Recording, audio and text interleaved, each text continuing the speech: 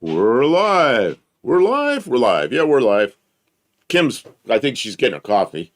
I put it up a half hour early, so, it's a half hour early. Inspector Bruce, Dean Stevenson, first ones, right on time, at a new time. It's just, Kim didn't go to a meeting or anything. No, I bet nobody went to that meeting. So, we're just here. Excuse me. We're just here. Mo Parquet. I just watched your video of, you were answering questions. What else did she say? Oh, she said something is going to be really cold, but it's already scrolled by because it's scrolling quickly. But yeah, you're 500 miles south of us. I looked again just to see. You're 500 miles south of us, and it's that cold went all the way down there. That's amazing. And Kim is here. Oh, she made us big. Wow, yeah. We're huge. That's in front of. That's so we can talk to the people. We're in front of. The picture I put up was Kim's old car she had in Pittsburgh many years ago, and that was her race car. Was that I should have put it up a couple of days ago when we were doing 4-doors. And that's the dial, and it's 1868 and a quarter mile with the 225 slant 6, the original engine in that car. Look at this. You can see through it because it's green. It's green fluid. I can't remember if I had a Super 6 on that car or not. I think I did. I was drinking this stuff. Oh, and it's a green pack, but it doesn't look green. Okay. I am drinking coffee. I think it's Aldi coffee. Oh yeah, Mo Parquet says got to go to town in the Duster. I watched that video. I watched that video. You driving it down the road. I don't know if you were going to town that time, but you drove down the road and you were like crazy excited. So who wouldn't be? It was interesting seeing that. Man, I look huge there. I'm used to seeing us down in one corner. Now I see us big. Well, we're just talking to the people. Well, talking to the people. When we're in the shop, we're big, aren't we? Yeah, when we're in the shop, we're big. Well, we're just in the shop. There's no screen where we make each other bigger and smaller. What I should do is go outside right now, take a picture of the shop, and then I could put that up behind us. People will think we're in the shop. I'm already downloading pictures. Mexican Spec sent pictures. Mexican Spec sent in some pictures? That's good, because we don't have a topic. So. How you feeling, Mexican Spec? Oh, is your cough any better? It's only been a couple of days. He says he's telling us that he sent the pictures after I downloaded the pictures. There's probably overlap there. Fantastic. There's lots of people here already. Where are you guys coming from? Is there anybody streaming Hey, we got yellow line. Quickly. Yellow lines. Made it by about a second. Click that yellow line away. We will stream till the streamer took the yellow line away. That paint looks so clean and fresh and new. Look at that. He says it's reduced. I'm still coughing though. Let me send a few before pictures. Oh, okay. Barrows is here. Good evening. Oh, yeah, look at that. I saw it before. Oh, look at that fresh paint. God, look at that. That's going to be nice. Your customer probably going to be happy with this. Yep. Oh, I pulled the lights out. That's good. Ready to go. Yeah, boy, they've got it all masked off and stuff like that. They got on that. Faith is here. Welcome in, Faith. Dean Stevenson, Patrick, Bear Rose. Welcome in, Bear Rose Garage. Mark Sauvé is here. Kay drove a total of 27 miles. Oh, that feels good. When you get a car that you get it going to the point where you can drive it, you put 27 miles on it. Man, that feels good, doesn't it? That's a good little starter run, yeah. That feels good, doesn't it?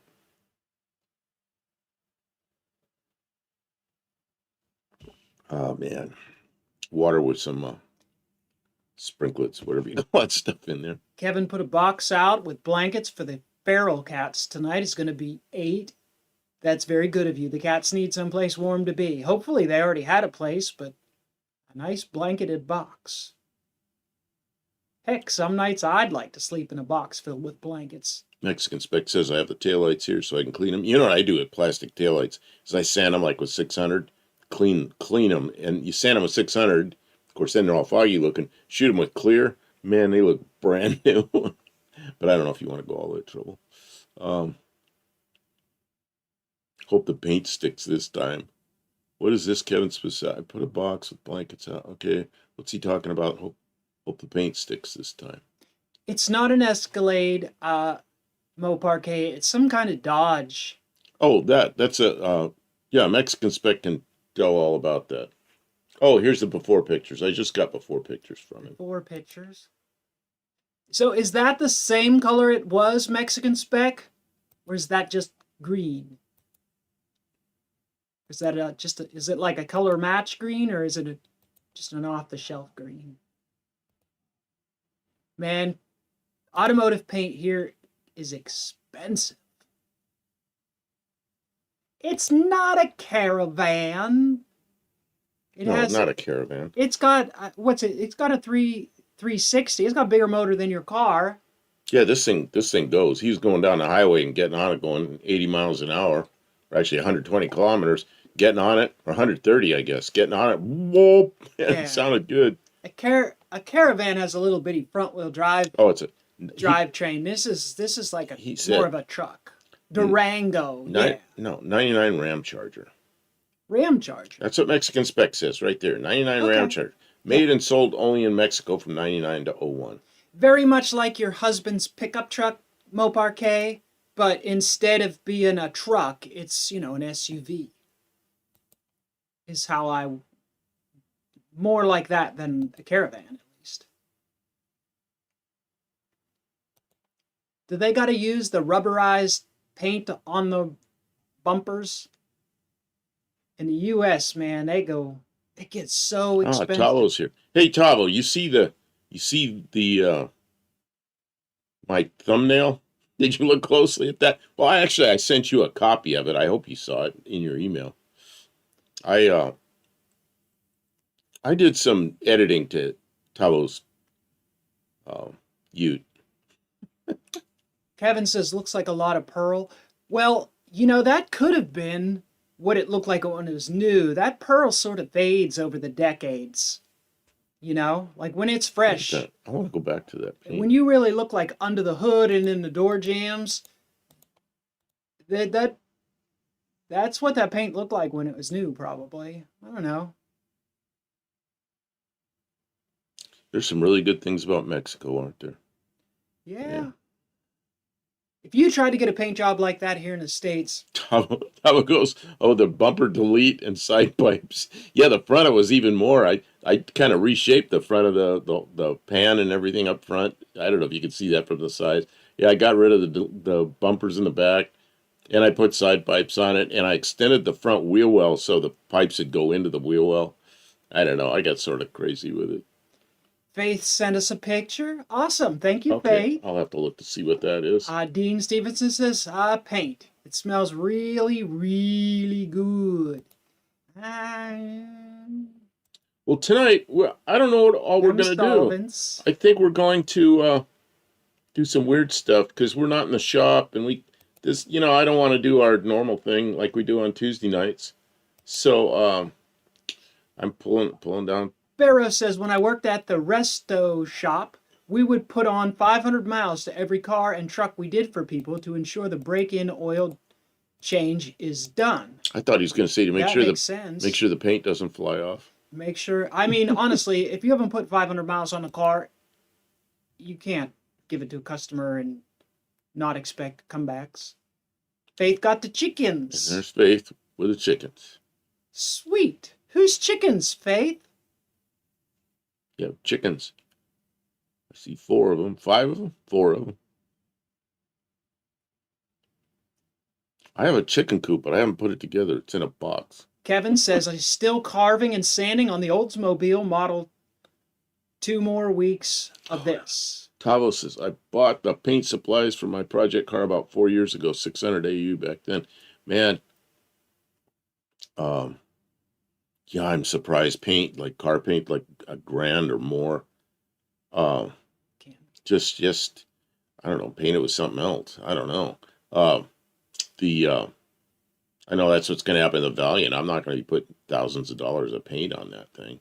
I'm going to put something on there that looks good enough, Yes, you are. From doing all this work, you're going to paint it nice. But I'm not putting like thousands of dollars of paint on it. Well, however much we raise. We'll do a So, fundraiser, and however much oh, money people give us, we'll then I'm spend that much. stuck So if with we it. only make $50, we're rolling $50. house paint. We're rolling Rust-Oleum on there if we only get $50. The chicken coop I want to build will have 4 doors, so it'll be a chicken sedan. Nice. Dean Stevenson.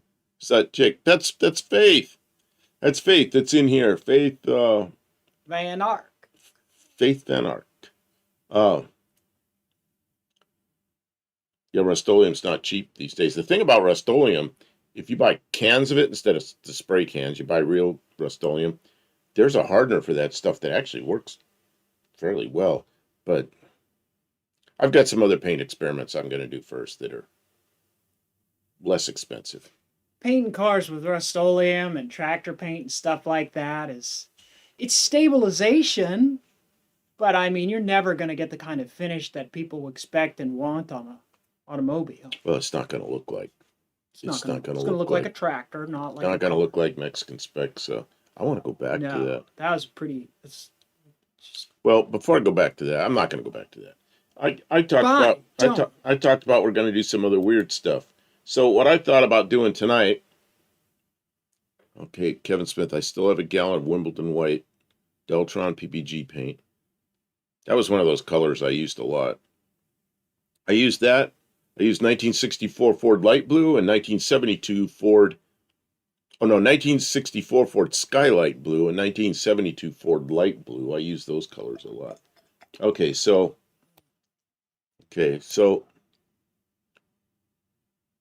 this is what I just pulled up on Facebook with Facebook Marketplace vehicles, which is okay,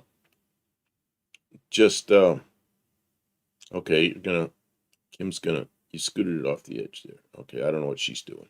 She's adjusting it.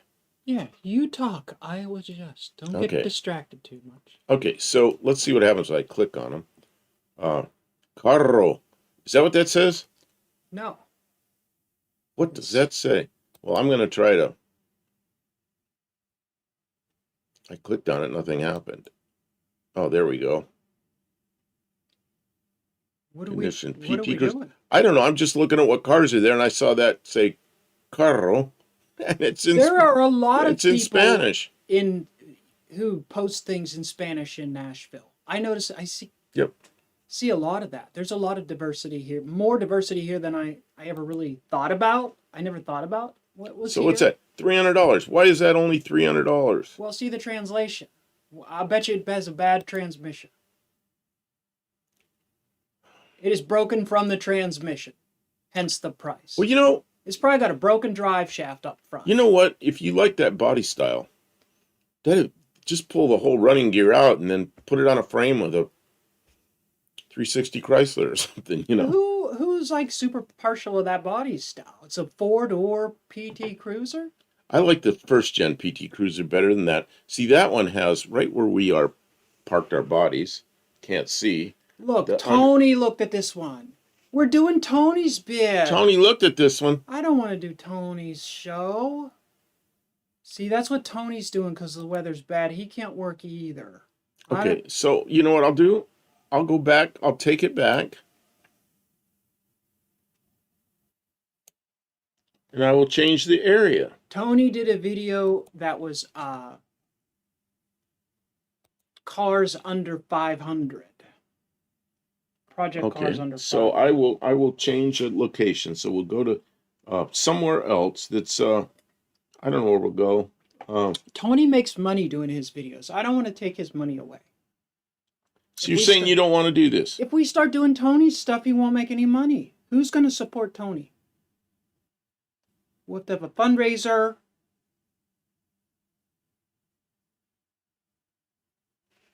I'm just saying.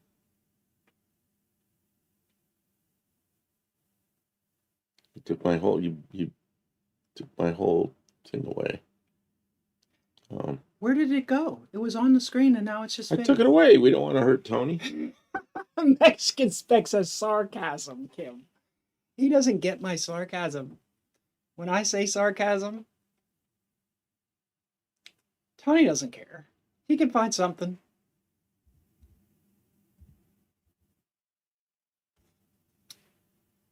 He can talk about anything he wants. That man is a gold mine.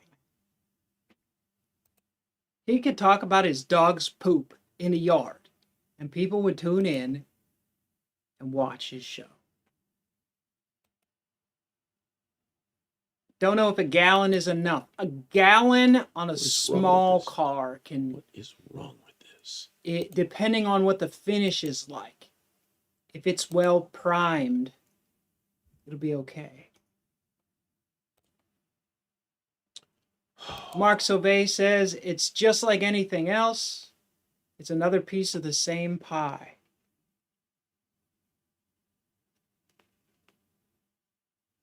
You can't change locations. It's going to get mad at you.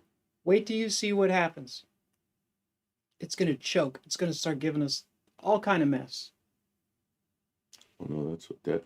I'll just go with that then. Okay.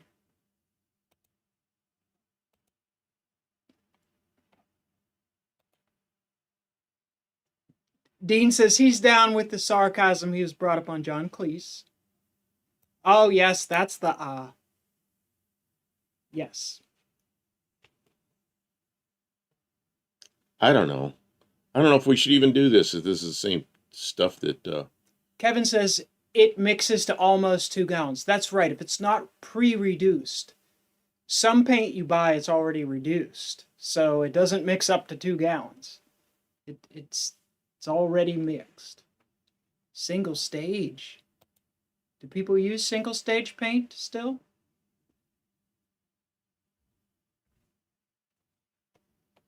Single stage is nice to work with.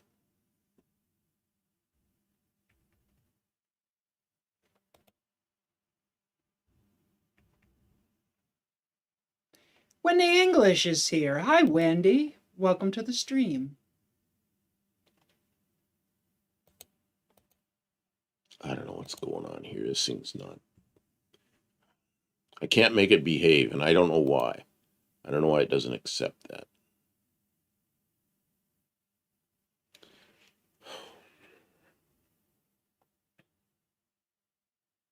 Yeah, single stage with hardener. That's right. That's what the guys with the Rust-Oleum are doing. I don't know. I'm going to scroll through this. If I see something... Man is here. Welcome in. Oh, Ravi. I'm just scrolling through some cars that are for sale. Ravi Ramanberries. Ravi. R-A-V-I. Oh, Ravi is what he said. Call him Ravi. Ooh, that was bad on my part. Forgive me. So I'm just scrolling through some... What I should do is... I like this. This looks like something you'd like.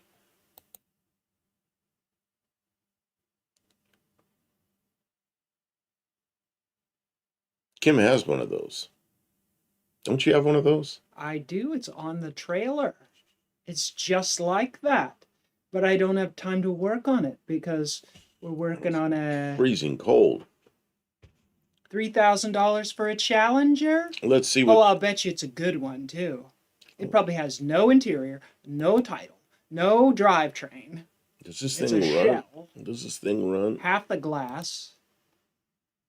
Project Does car, not run. Does not have a title. Well, that... I don't like cars without titles. They're always nothing. You're not buying a car, you're buying a pile of parts if it doesn't have a title. Oh, you might buy the cops in your yard. Oh, these Challenger, see this Challenger? Oh, you know what that's going to be.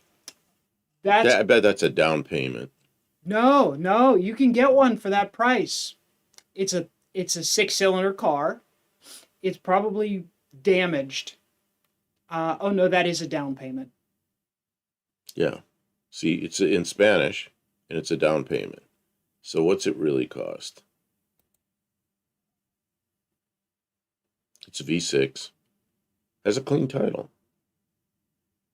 There's no problem. It's something, I don't know what it is. I don't know. I don't even know if I like doing this. It was your suggestion to do this like months ago, and then when I do it, well, now you don't really like it now. Well, I didn't say that. We could poke around.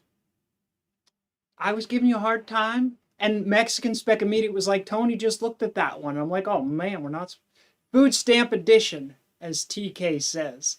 Food stamp edition. Oh man.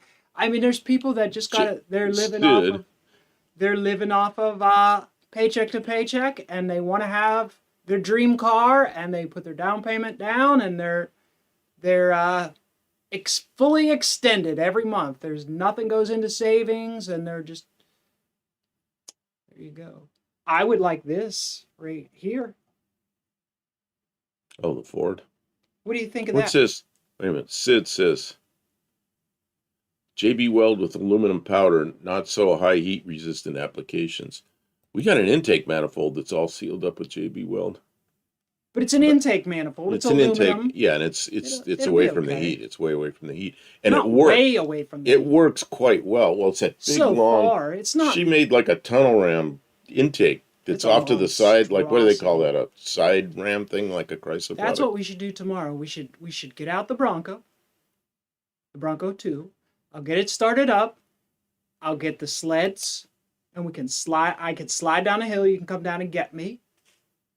Drive me back up with the Bronco.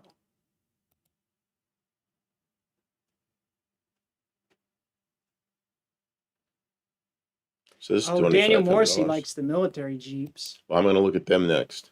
Why is this so cheap? $2,500. I don't know. Maybe for an 81, that's okay. Runs New and They drives. got expensive tires on it. Yeah, that's $1,000 worth of tires. I don't know. Click around some more. Keep going. Back Why to is there beginning. so many parts and stuff stacked around it? It says it runs and drives. And there's no rust. I mean, that's in Phoenix, Arizona. There's It's not a little likely to be. banged up. It's likely to be no rust. It probably has super high miles. They don't disclose mileage. Yeah, it says like 1, 2, 3, 4, 5. It says 1, 2, 3, 4, 5, 6, 7. I don't know. At some point, you can only have so many projects. There's a lot of people right now who are. Oh, that's not even an ad. That's just a. Get out of there. Click the God, back button. I hate stuff like that. Yeah, that's a honeypot. They're trying to steal your. Why do they do that? Oh, check this out. Scam alert. Last night I was on Facebook and I was scrolling and I saw Blueprint Engines. Has anybody ever heard of the brand Blueprint Engines? It's an American company that rebuilds engines, right? Blueprint Engine fire sale, 80% off. I was like, 80% off That Blueprint doesn't Engines? sound right. So I clicked on it and I'm scrolling. You know that the header says Blueprint Engines, the whole thing. I'm looking at it.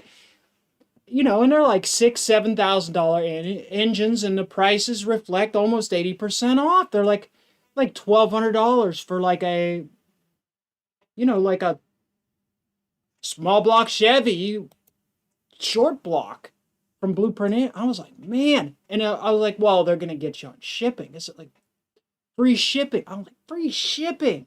How can they put that? You can't build an engine complete, and it's a company, a respectable company. They're not going to send out, they're going to dyno test it and everything. It's going to be a good motor. You can't even go on Facebook and scavenge a good engine. You're rolling the dice, you know what I mean, for $1,200 delivered to your house or even wherever. Anyways, I'm looking at it. I'm starting to look and I'm clicking on Hemi, new Hemi, like $3,000 for a brand new, fully remanufactured Hemi. I'm like, man, I was seriously considering it, right? And then I looked and I was like, wait a minute, is this really Blueprint Engines? Right? So I open up another window and I open up Blueprint Engines website. It's not the same. And there's no mention of any sale. And then I look at the things up there and it's Blueprint Engines dash something.com instead of.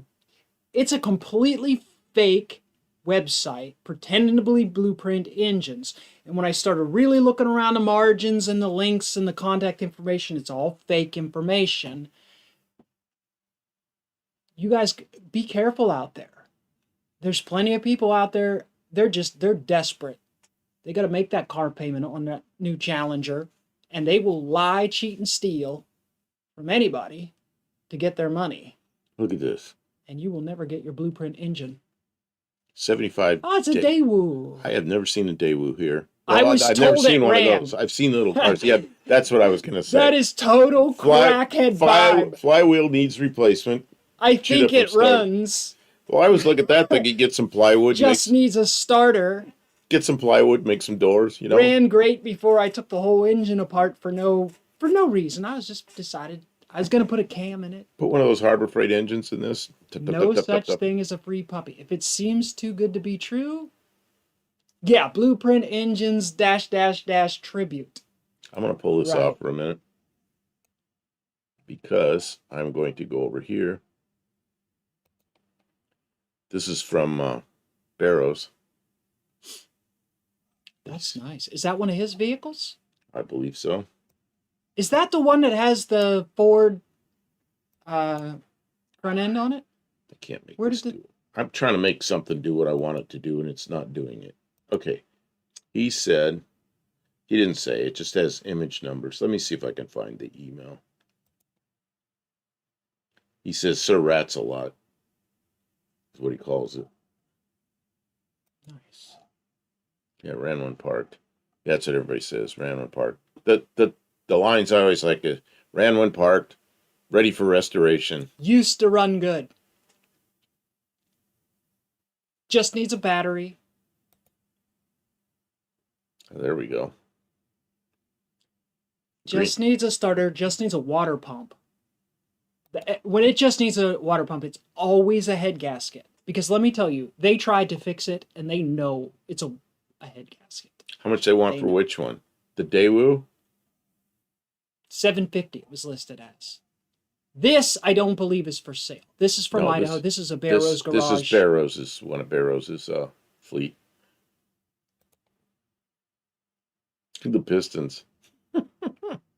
That's the Ford. So the suspension is like on a Ford. You see that? Oh, it's a twin I-beam. Twin I-beam suspension. What is springing the suspension though? How is it sprung? I'm trying to figure it out. Might have to go back. Look at the bumpers, the camshaft. Yeah, it's got the dually rear axle. I don't know. I'm in the way of.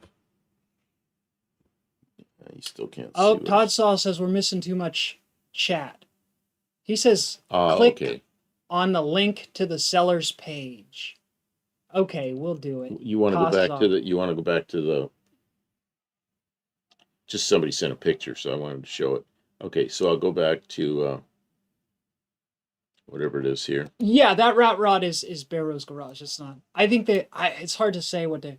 He says click on the seller's link. So go over to the map. Sid says Facebook Marketplace. You're ignoring me. Go over to the map and scroll down.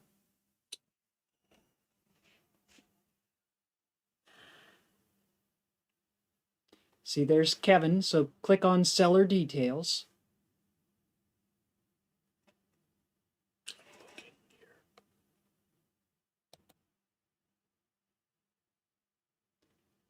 So he's a real person.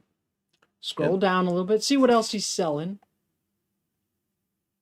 And this is, you got to remember, this is in Phoenix, Arizona. It's not here. Not Scottsdale, sponsored. Arizona, which is Phoenix area. Oh, this is all the stuff he has for sale. Yeah.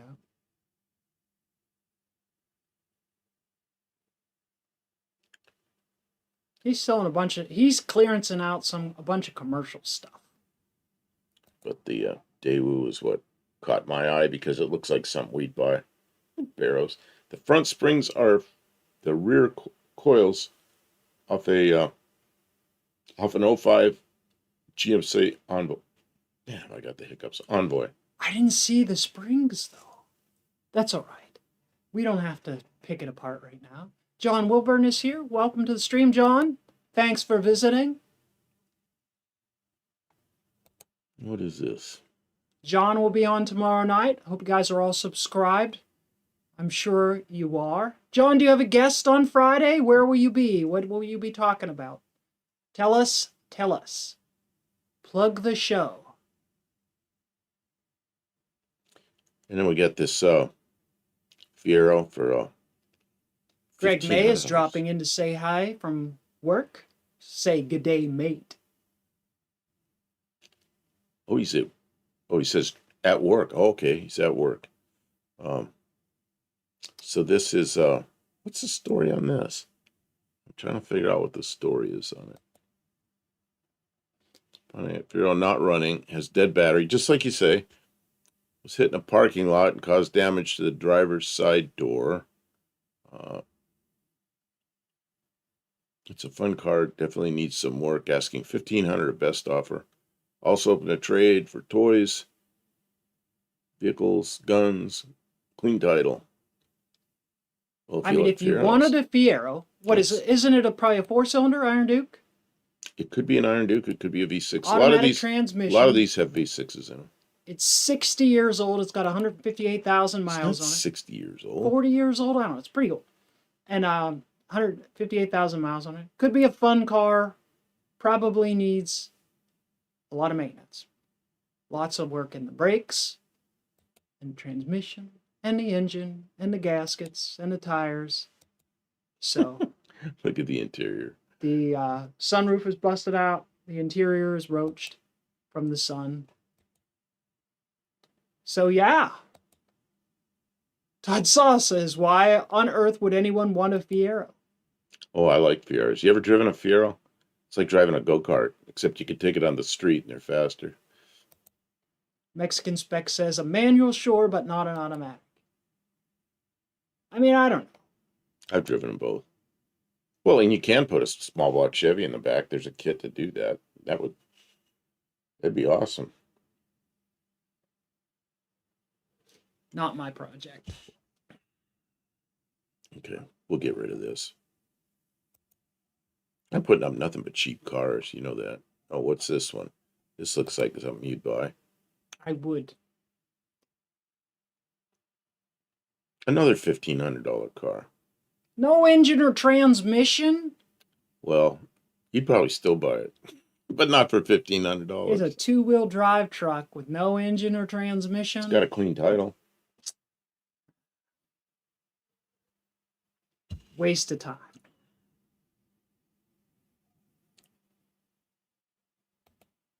The console is also the gas. The console is also the gas tank. Really? I don't know. I didn't think that was the case, but it I may mean, be. I can get one of these around here all day long for that price, with no drivetrain in the damn thing. I got several of these already. I was gonna say here's something Tony likes, but Tony loves one of those, Oh no, Yeah. that's a Grand Cherokee. He does not like. Nobody likes the Grand Cherokee.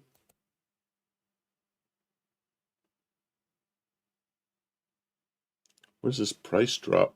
Oh, Needs just- water pump. that's what you always say. Needs water pump. That always means head gasket. Oh, he says it's leaking from the weep hole. Yeah, because the system's pressurizing and the water pump is the weakest link. Always means head gasket. They've already tried to fix it. And when they fixed the other leaks, the water pump started leaking. I don't know. So you don't like it. I can get one of those all day long. I don't have to drive to Mesa, Arizona. I can get one all clapped out one here that somebody's been riding around in the woods. Well, I'm glad I'm putting up one from Phoenix, Arizona area because then, see, We can make fun of them and we don't have to well, worry and that you we're won't gonna- you won't see something and go out and spend $1,000 and tow some piece of junk. In I there. don't want to spend any of my money for more junk.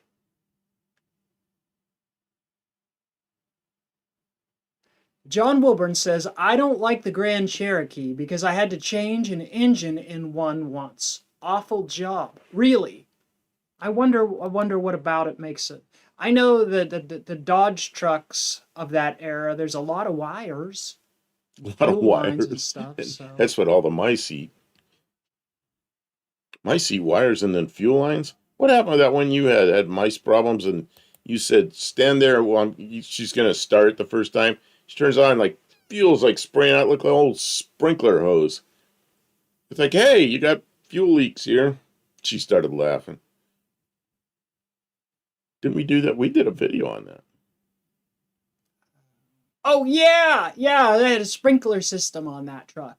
Just The mice had a field day eating the fuel line. Kevin Smith has a used water heater he'll sell us.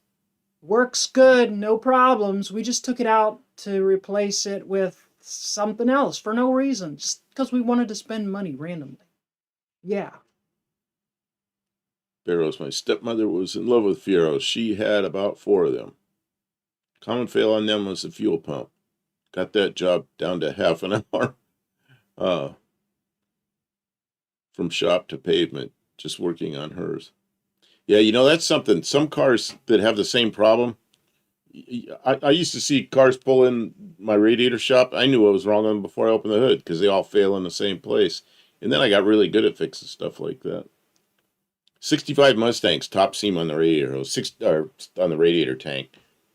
65 and 6 Mustangs, they always split the seam. They're always leaking. It's just like you see it coming in, you go, ah, it's a seam. Okay, lots to read. Mo Parquet says, it's wild. People will lie about cars, trucks and cars. Like, do you know I live in the same town? I will see you, buddy. You know what? That's crackhead behavior. People do not care. Once they have the money, that's all they care about. Once it's gone, what are you going to do? What are you going to do? You risk getting yourself in trouble messing with them. It's not worth it, but just you buyer beware. Be careful. You can't trust nobody. John Wilburn says, only leaks at the bottom, the water heater. Yeah. Half the engine is under the cowl. The bell housing bolts are terrible to get to. Yeah, when I pulled that 360 out of the big blue 4x4 truck, we actually lifted the cab off of it so we could get to the bell housing. No, we took the whole engine and transmission out together because we couldn't get to the... Did we? Oh, I don't remember, but you're right. The cab was sitting on the transmission. Mexican Specs says lots of love trucks there. Look at this. There's some, that's not rust. That's splatter from something there. But, you know, it's a 79. That's in Arizona, so there's no rust there. Yeah, I don't think these trucks bring a lot of money. It's a 4x4. Is it? That's what it says. Well, it also says it's an S10 love truck, so that's wrong. Well, they may not be able to get the, it may not be in the listing, or maybe they couldn't find it right. Or maybe they were just trying to, maybe more people are searching for S10s than loves, so they're calling it both, so people who are looking for S10s will see it maybe. Boy, that's got 6-bolt wheels on it and everything. That might be... Oh, it was a, look at the front. It was a 4x4. Look at the yeah, hub up there. Lock in, lock out hubs. That would be fun as a little off-road toy. Yeah. Where are the 4x4 stickers? I don't know. They must have taken them off. I mean, right behind me. Maybe it's been repainted, but it's got the hubs, yeah. See the front wheels? Does it have lug nuts on it? It's isn't no title a huge... Does it say no title? No title? Does it say... No title. Oh, no good. Yeah. I didn't notice that.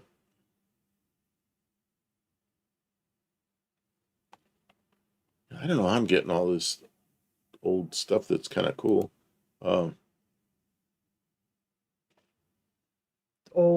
Kevin Smith says his brother bought a used water heater.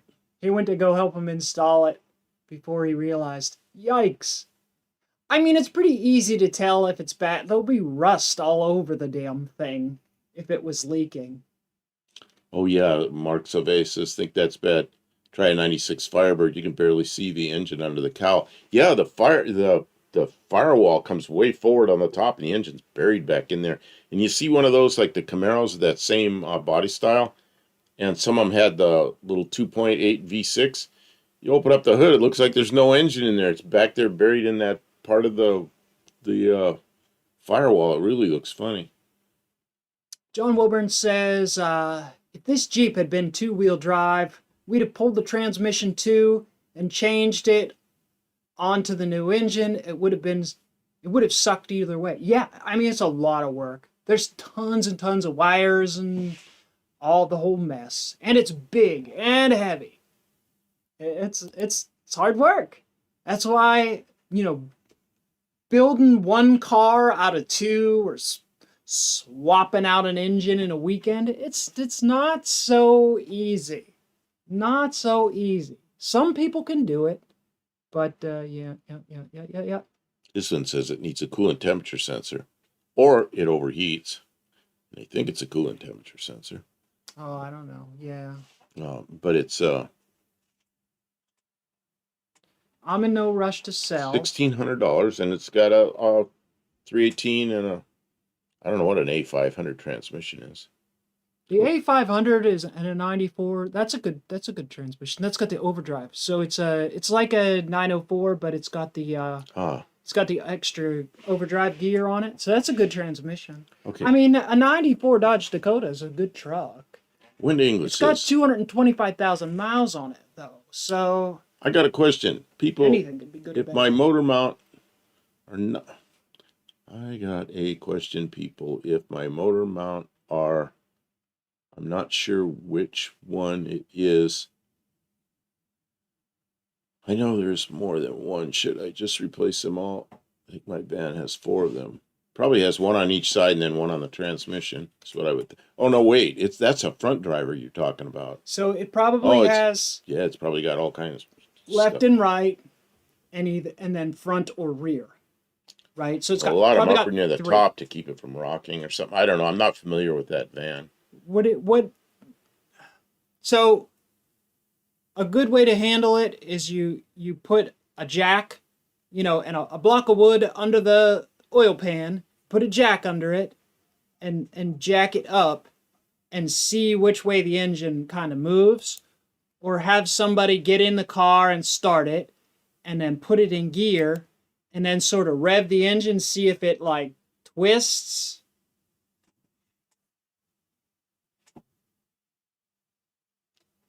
John agrees with me. He says that the A500, a 94, should be a hydraulic. It could be a hydraulic. It would be the hydraulic is a desirable version of the A500 because it's not run by a computer, and it's a great core to build. Yeah, if you can find an A500 in a junkyard or on marketplace, and you're looking for a transmission to rebuild, that's the good one. Barrows suggests that the top dog bone is usually the one that goes first. It is common to just do that one. There you go. Yeah, replace all the ones that are bad. What kind of? They got a GM product. Yeah, that dog bone. What's her van? I thought it was Chrysler minivan. That's what I was thinking. It was a Chrysler minivan. So I'm not sure what that looks like up there. And Mexican Spec says, look at that Celica. Okay, I'll do that next.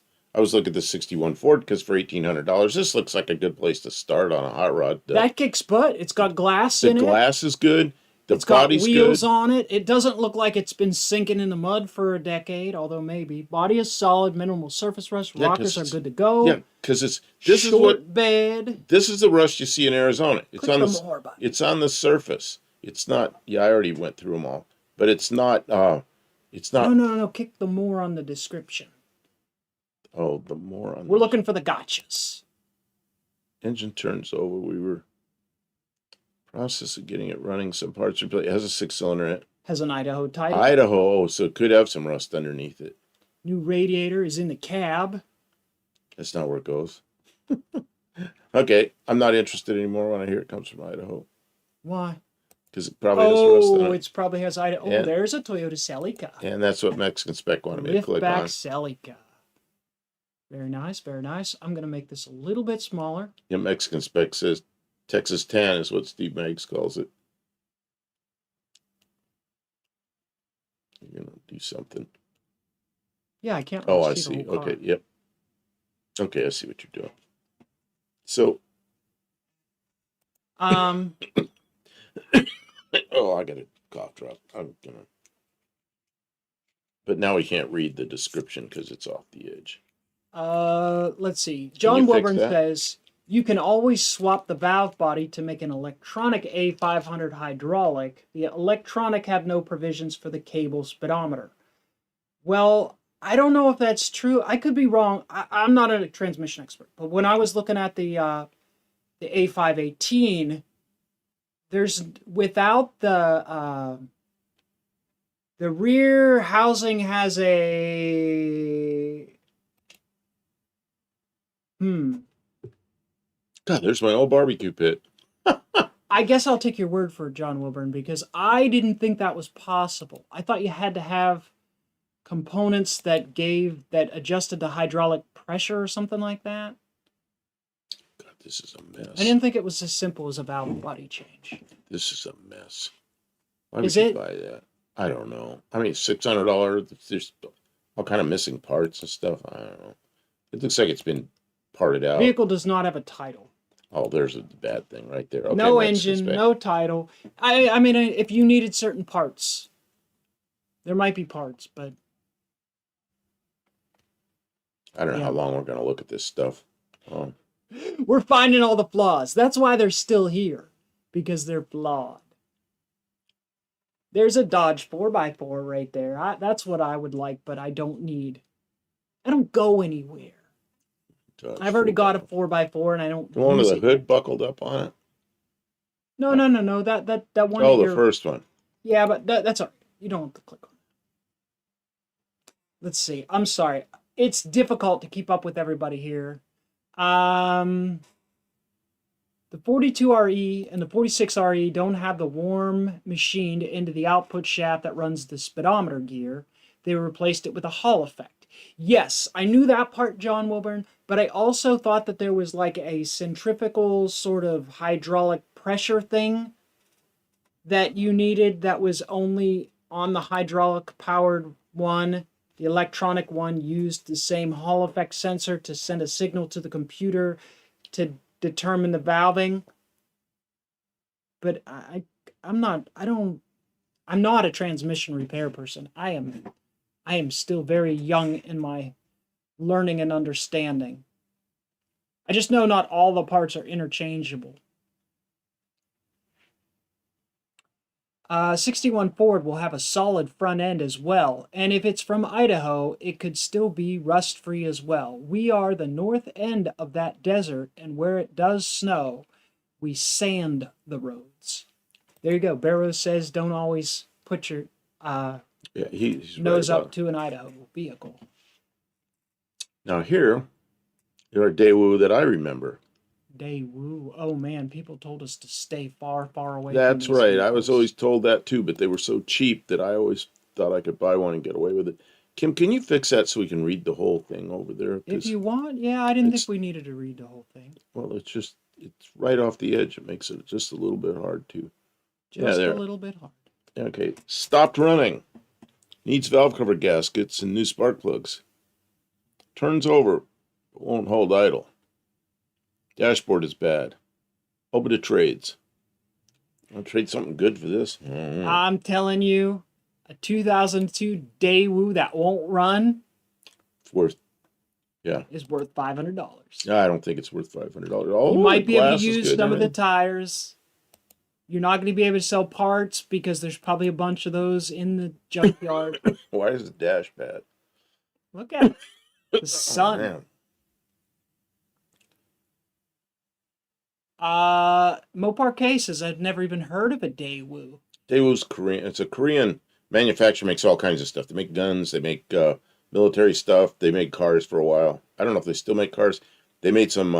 They had a deal with GM. Some GM cars were made by Daewoo.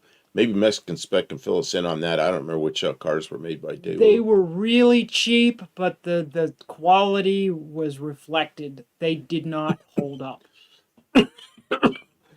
This car was a spectacular failure, says Mexican Spec, and I think that's The last Daewoo. This is Ravi says the last Daewoo car model we got in India were the Cielo and Matiz.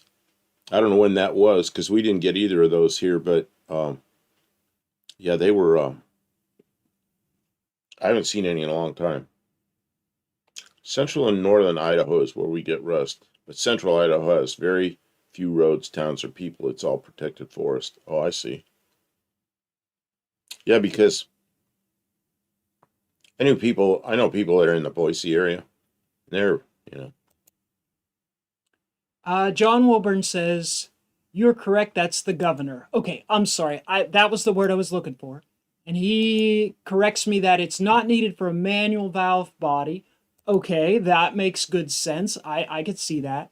I'm preparing to build an A500. You'll see it and all the CRT goodness going into it. I'll compare the 42RH versus the 42RE. Okay, so with the right valve body that you can get through Cope Racing Transmission, you could use either the hydraulic or the electronic core to build up a really good overdrive capable Dodge transmission. Yeah, that makes sense. Man, those cores can get really expensive. Sometimes you'll see one really cheap. Other times people will buy whole trucks just to get a decent core. Let's see. I'm trying not to skip a whole bunch of stuff.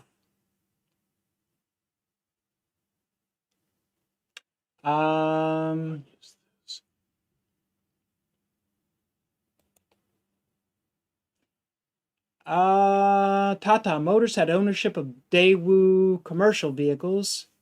Yeah, I've heard of them. Things happen, things happen. Lester LeSabre said, oh, okay. So, Chrysler 300. There is a billion of these around. $4,000, you can absolutely get one here in. Well, I don't know what engine that has. And it's got a clean title. It's cold AC. You know, it might be something that works well. It's not going to have any rust on it. But I don't know. I don't know if that's a good deal. That's a pretty standard, like if you were looking for a car that's a good daily driver, that takes the road real good, that you can get on the highway and be confident with, carry your friends or family around in, and pay a reasonable price, and you get, if it's got 125,000 miles, I see these cars. Made in Canada. I'm trying to move your head by moving my head. Oh, okay. Yeah, it says made in Canada. So. I see these cars with 200,000 miles on them. They've got the V6 engine in it. It's not fantastic, but it is, if you don't beat on it, pretend like it's a race car, so you got to be careful, but they're pretty good vehicles. I don't know if it says what engine it is on this. Did it pass the inspection? Passed the Arizona inspection anyway. Oh, I see. Mark Sylvain says one downfall of those 300s are their drive shafts. I mean, it's not that terrible to get a replacement drive shaft. No, Mopar Al had all the problems with that drive shaft. Of course, he took the 300 we have, that's just the parts car, but he pulled the engine, transmission, he put it all in that Studebaker. But then I remember him having drive shaft issues, and I don't know. Well, he put a Hemi engine in front of it and did burnouts. Oh, yeah, but he used the Chrysler. The running gear was the Chrysler all the way back to the rear end. So. You're going to need a better drive shaft if you're going to try and do burnouts in a car that was intended to be a. The front turn signals tells you what engine it has. Oh, I didn't know that about the Chrysler 300. Okay, so what engine does it have? I did not know. Well, you can see the front turn signals. Or does it say on the signals? You got to go down there and read them. I don't know. The joints are not serviceable. The drive shafts are really expensive. Oh. I remember he had some big old thing. How do you know that's a V6? I don't know. They know somehow, and I don't know what the trick is. Well, we'll have to look it up. I don't know if it's such. That style is the V6. The V8 is the other side. What? The other style. Not the other style, not the other side. I was going to say what? They got a V8 on one side? We can look it up. I'll bet it's something we could find, but I don't know that it's that interesting. So get out of this Chrysler 300. Okay, I'm about ready to end this part of this part anyway. I might look at this Mustang though. Some people like these SN95 Mustangs, some don't.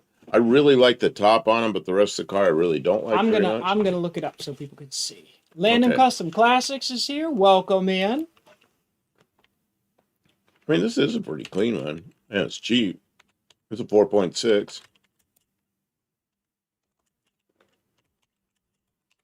It's early 4.6. Not particularly a good engine. Let's see here. Oh, that car's pretty clean. What do they want for that? 3,500. I don't like the dash on these at all. I don't know why. I just don't like them. Some people might like that. Actually, this one's pretty darn clean for whatever it is, an 04. That's a 22-year-old car. Yeah, but it has 230,000 miles on it. Yeah, it's a 22-year-old car, but That's a lot of miles. I mean, everything's either been replaced or is worn out. But for $3,500, that would be a fun pony car. if you needed a car to get around, that wouldn't be so bad. Oh, can you imagine the insurance on that though? Why? Because it's a Mustang with a V8.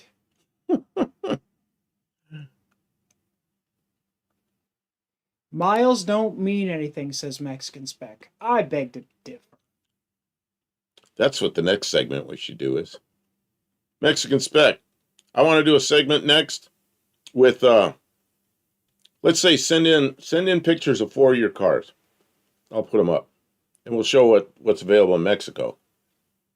Mexican Spec says, if you were a YouTuber, that is a cheap car to modify. Yeah, if I was a YouTuber, clearly I am not. Okay, let's see what else has come in. Nothing else has come in my email. $4,000. You think I'm going to buy a car for $4,000 and then do anything to it? If I had a car that was worth $4,000, I'd sell it. Have my money. I'm gonna look through this again. I don't know. $50 beaters are no more. $50 beaters Oops, that's too have not been a thing for a really long time. $50 beaters, man. You can't even get a set of tires for $50. Look at this car, and what do I see there? A Class 3 trailer hitch. Yeah. This work vehicle. Yeah, well, you can write that off on your taxes. Sarcasm much? No, it's the truth. This is a community sort of gathering. I am not as successful enough to call myself a YouTuber. Not me. I don't know if he wants to call himself a YouTuber, but yeah, I was watching Hoovy. I'm embarrassed by my lack of success. Hoovy had taken one of his going Mercedes over to Jay Leno's garage, and he was talking. He goes, well, from one YouTuber to another, he goes, I guess you're a YouTuber. Jay goes, yeah, I guess you could say I'm a YouTuber. Yeah.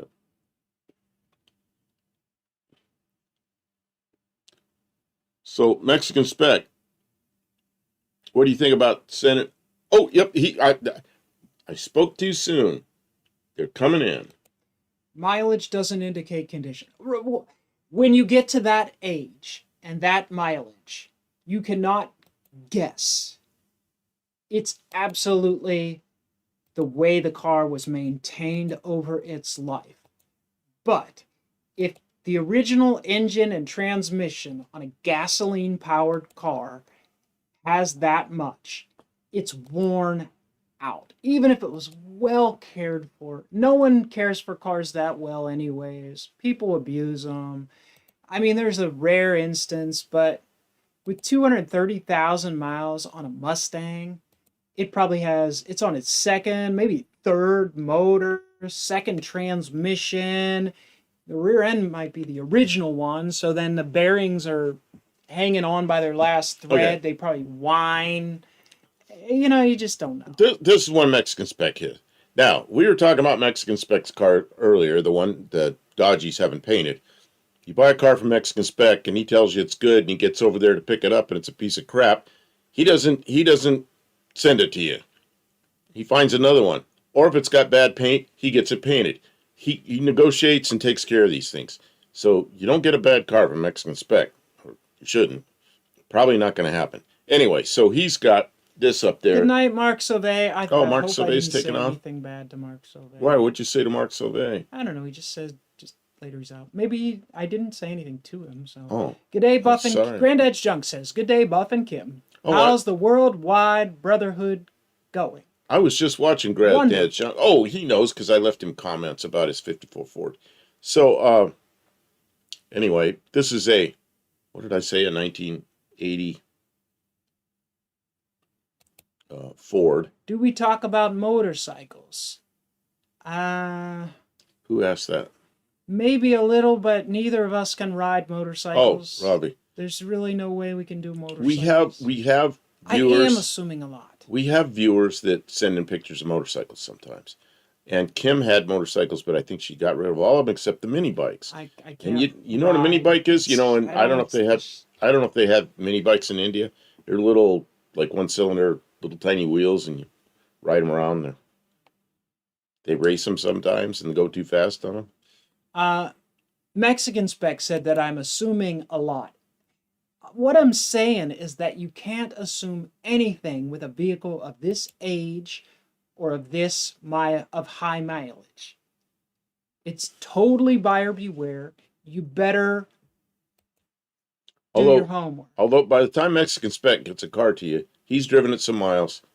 He's got the annoying stuff cleaned up. I just want people to know that buying from Mexican Spec isn't he's just trying to shove something off to you that's got problems, because he'll take care of the problems or he won't get the car for you, you know. Mexican Spec says this is a 1980 Ford B200 carryall. Which is not something you get in the U.S. It's a Mexican car, but you can get it in the U.S. from him. Dennis Edwards says, how about a mini bike night? Oh, I don't know. We have 2 mini bikes.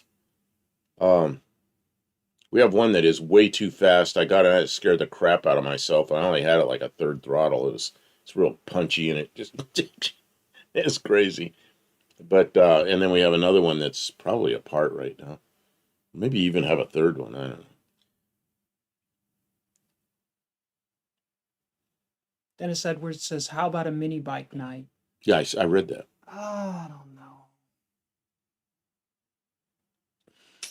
I'm thinking about getting out of the mini bikes. Gotta be honest. Oh, what's that doing back there? Is it a gas tank? Mexican Spec, what's this? Is it propane powered? Propane on the interior? What are we doing there, Mexican Spec? Long range power? Oh, was that it? That was it. Okay, I'm gonna go to look at my email again, because I said, how many did I say I'd do from him? Several. I don't remember. 4 or 5 or something. Mexican Spec says this was ordered as a 2-door, not a 3-door. Oh, it runs on propane. There you go. You figured it out.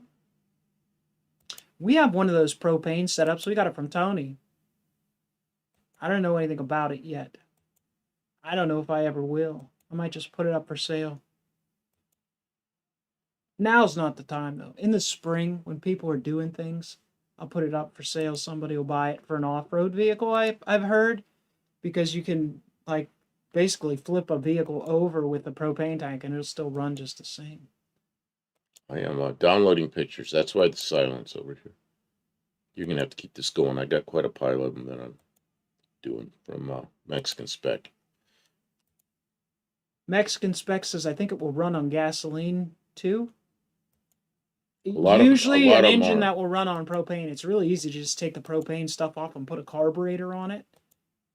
And I guess maybe you have to do something with the gas tank, but the two engines are internally very similar.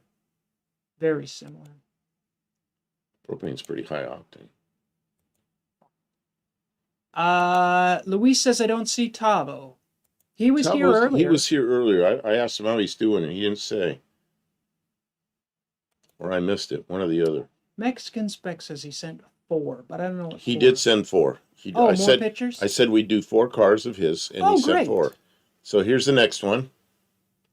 It's a Chevy. It's an 81 Malibu. Boy, I would think that would sell fast. Masturbate. Good evening. Is that a... Well, show some... Let's take a look. I'm looking. Boy, a Chevy 2-door like that. What is it? Early 80s? 81. There you go. Period correct wheels. Obviously no rust. The wheels are offset, kind of funny, but it looks okay. Looks kind of good, actually.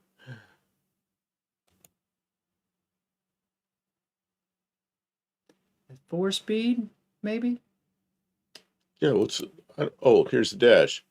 The dash It is looks a good. manual transmission. Manual transmission. Somebody hacked up the radio place, but Who cares? you can can fix you that. can make a flat panel or get one and put it in there. You can fix that. Interior is intact. That's awesome. Is there any pictures of the motor? What motor's it got? Oh, yeah, it's got seats. It's a 6-cylinder engine. Inline 6. Real easy to swap that out for your real easy to work small on it. block. Real easy to work on if you want to keep it a 6. Drive it right now or put a small block in there.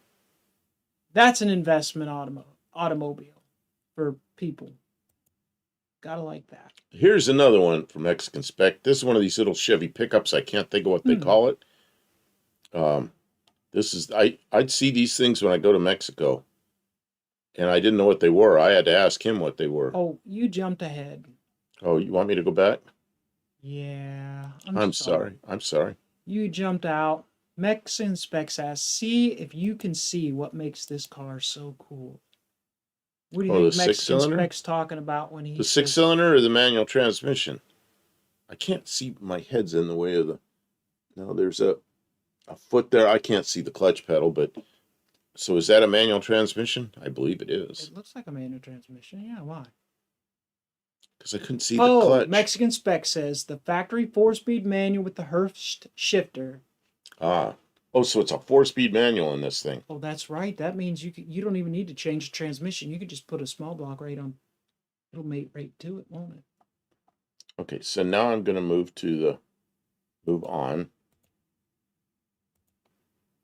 to the, he says it's called a Chevy pickup. Yeah, those are little tiny things. Man, those are cool little trucks. It's like a little tiny El Camino. Available in Mexico, not available in U.S. Until now. Mexican Spec will get them for you. Scrap that dumb Valiant project to just buy one of these. Just buy one of these. Can't you just buy one of these and? What'd they do? Paint some little eyebrows on the lights? I don't know. You could probably get that car for a couple $1,000. Drive that. Oh, jeez. Don't say that. I bet he wants more than a couple thousand for it. Oh, I'm sure the Corsa, based on the Corsa. Yeah. Look at the size of that license plate. Okay, Monty Designs.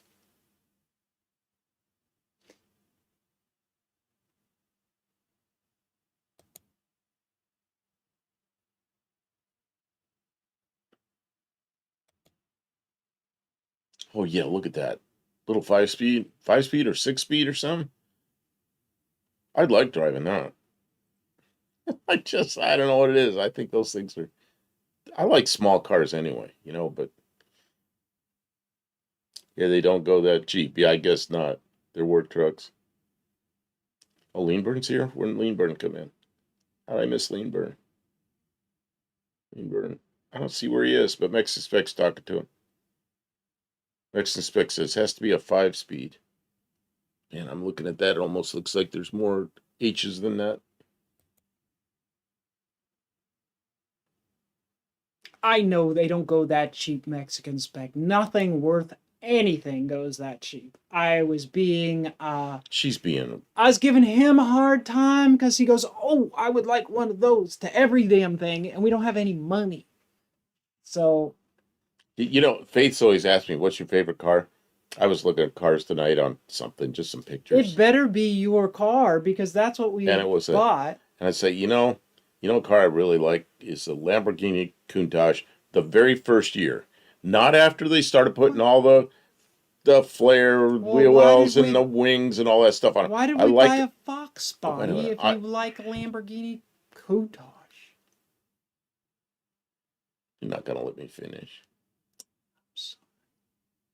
Go ahead. I just like the body, the way it was originally was done, before they put all the wings and the flares and tried to make it look like a kit car. Oh. So I think it was a really nice design. No, I don't really want one. Can you imagine trying to get in that and go to the store or something? Or get parts. Or get someone to work on it for you. The new Cybertruck is uglier than the first one. Really? They got another one? Did they update the design to be more futuristic?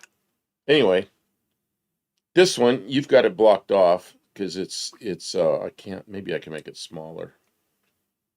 Smaller? Yeah, I can make it smaller. Super rare 4-speed. I'm going to try to make it bigger again. Will it go? No, it's going to go crazy. Low mile beauty says. Let's see what else we have here. How about this truck? 2-door. Nice. Is this similar to the one he just got? Yeah. But it's older. This one's a little earlier body style, right? I like this. I like this body style. Early second gen. That's just like the pickup trucks that I got. Yep. But the SUV. Yeah, that's something we couldn't get here. Yeah, but you can now. 5.2 liter Magnum. Low mile truck. Looks good. Robbie says it's spring season here in India. It is cold here. It is miserable cold. Ice on the ground. And that's not from this picture. It's just, I went out, warmed up our Jeep today and got most of the ice off it. You can see out the windows. I moved it around to make sure I could get it out of the snow. And it's four-wheel drive, so it moved. But it was a little crunchy getting out of there. But my car's just covered in ice. Your van, the window was cleaned off because you knocked some of the ice off. So it was clear, but... This is a good vehicle. Yeah, isn't that nice? It's cooler than the 4-door one would be, right? Because the 4-door one is Did we even get a 4-door one here? I don't think we did. We only got the 4-door one here. Oh, I didn't think we even got any. Really? I don't know. I don't know, but we definitely didn't get ones with a 4-speed manual in them. And they got that big wide thing that opens up in the middle. That's like a big wide. Oh, look, the seat's not even roached out. That's just the same thing they have, that center console in the trucks.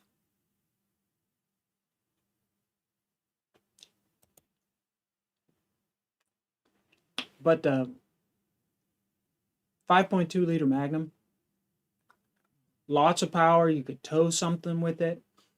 It's a nice big full frame vehicle.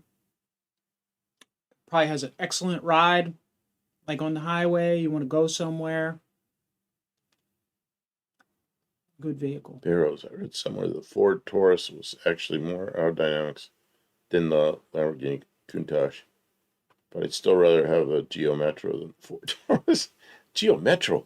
Man, who was it? Hot Rod. What's the name of his channel? Hot Rod Guy's Garage. He had that Geo Metro. Was it Geo Metro or was it the? It's one that looked just like Geo Metro. Same sheet metal. But anyway, he had a 3.8 Buick V6, out of a front drive car in the back of that Geo at No Name Nationals. Man, was that thing fast. And he drove it there from Eastern Tennessee and drove it back home. And I heard he sold that. Robbie says the Tesla Cybertruck is overrated. Yeah, I guess so. I don't know how they got that thing through the safety stuff with all sharp edges on it. Oh yeah, look at that. Look at that speedometer.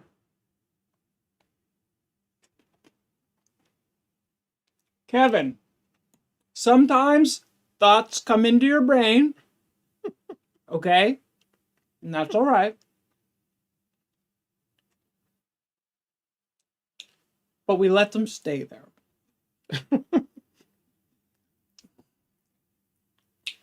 And sometimes we start typing and we think, you know what? We probably don't gotta say that. And we just hit the backspace button and move on. But thanks for being here, Kevin. Don't give our moderators a hard time. Buddy Carfano says that's the first Dodge I've seen where the dash is in one piece. A lot of these, I was thinking that a lot of these, the dashes get cracked and busted up. And this one is in really good shape. This must have been kept in a garage or a carport or something. Where's the because well, it's somebody with a family that just kept it nice. It's in Mexico though. And it's red paint. So I was trying to read he said it's low mileage too. Yeah, I can't see what it says. He will tell you if you ask. It's it goes to 200 kilometers. That's a pretty nice truck.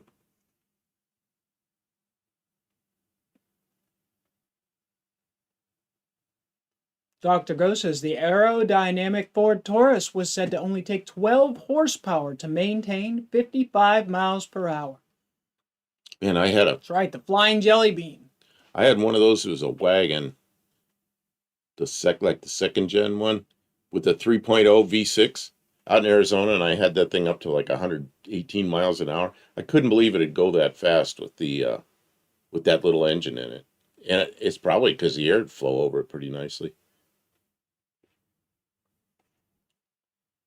Okay, so the dash isn't on, so the speedometer isn't lit up. Yeah, I can see that.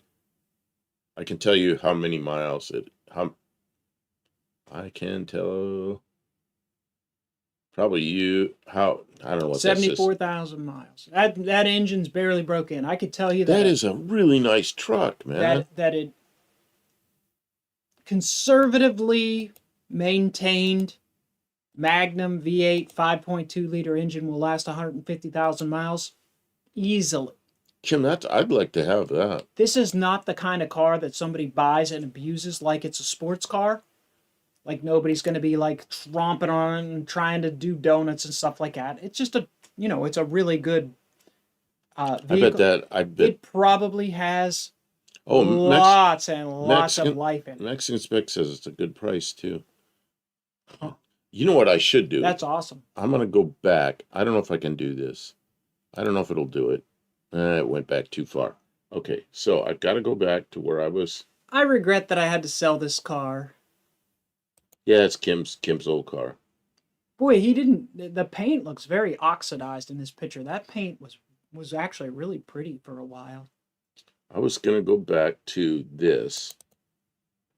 Okay, this is one that Mexican Spec sold, and when he got there to pick it up, the paint looked terrible. So he called his customer. He talked to the guy he was getting it from. They negotiated something. I don't know what they did. Everybody's happy, but what's happened was, this is the before pictures, and here's the after pictures. He's getting it painted for the guy, for his customer. Look at that thing. Man. So, like I said, he takes care of his customers. Mexican says 150 landed to Florida. 150 in Florida. That's your forever car. You can feel safe and confident putting your family in. It's a good vehicle. I mean, really, yeah. Mm-hmm. Long term, good resale on them. Easy to get parts. Not bad to service. Yep. Proven. There's so many around here that are like clapped out, but it actually speaks highly of them when they run till they have 250,000 miles by, it's the fifth owner. It's some landscaper who doesn't put oil in the vehicle until the motor freaking like that truck that I have. How'd the motor go? There was it had a busted lower radiator hose, and they must have been just pouring dirty water out of the creek in it because it was just full of mud. Flushed out the radiator. Is that the white one? The green one. Oh, which green one? Like fix a radiator hose and the stupid thing will last forever. Maintain your vehicle, people. If it's giving you problems, fix it. I know times are tough. I don't know. People hyper-extend their budget, and then when they need something, they can't afford it. Buddy Carvajal says paint looks good, especially if it's painted outside. Oh, did they paint that there? I don't know. In Mexico, it's a nice warm time of the year. I don't know what the weather's really like. I know he got some rain in this thing on the way back before it was painted. But this is the one he just took that trip in. That outstanding video series he did live on the road. It was pretty good. And then the bad thing was he got sick. And he's just getting over the sick now. Oh, they put up the curtains to do the painting. They will buff the whole truck before delivery. That's pretty good. It's probably nicer paint than it came from the factory. Man, does that look good. Kim. What's up? I need to go get more water. Oh no. and you're gonna figure out what we're gonna do for the next segment because Oh, we're gonna this do. is kind of an odd thing. We did a Normally, Mexican spec segment. we did a Did you go through all the ones he sent us? I did. Did anyone else send us any kind of pictures? I just don't want to leave anybody out. If they Let me took the see. Let effort me see here. to send This us is just something. such an odd. Yeah, no, there's nothing else. This is Emerald. such an odd thing because um, Go ahead, get your drink. because It's okay. normally we're in the shop Normally we're in the on Thursday nights, but it's just way too cold, so we're here and we're just kind of doing stuff. Thanks for hanging out with us. You don't gotta be here. We don't gotta be here. But you know, Oh, I yeah. don't know. It's our routine. You know. Kim is going to go back to GeoGuessr, says Mexican Spec. He offered to do GeoGuessr because I asked him what we want to do. So we were going to break the night up into segments of different things. I don't know if we should do GeoGuessr. Dr. Go says that red Ram Charger would be a perfect vehicle for what I like to do. Pull an old fishing boat or cooler and lawn chairs in the back. A nice rig for someone. Well, that is available. You Banner. can have it. Better than a new vehicle. And you know what And- you know what?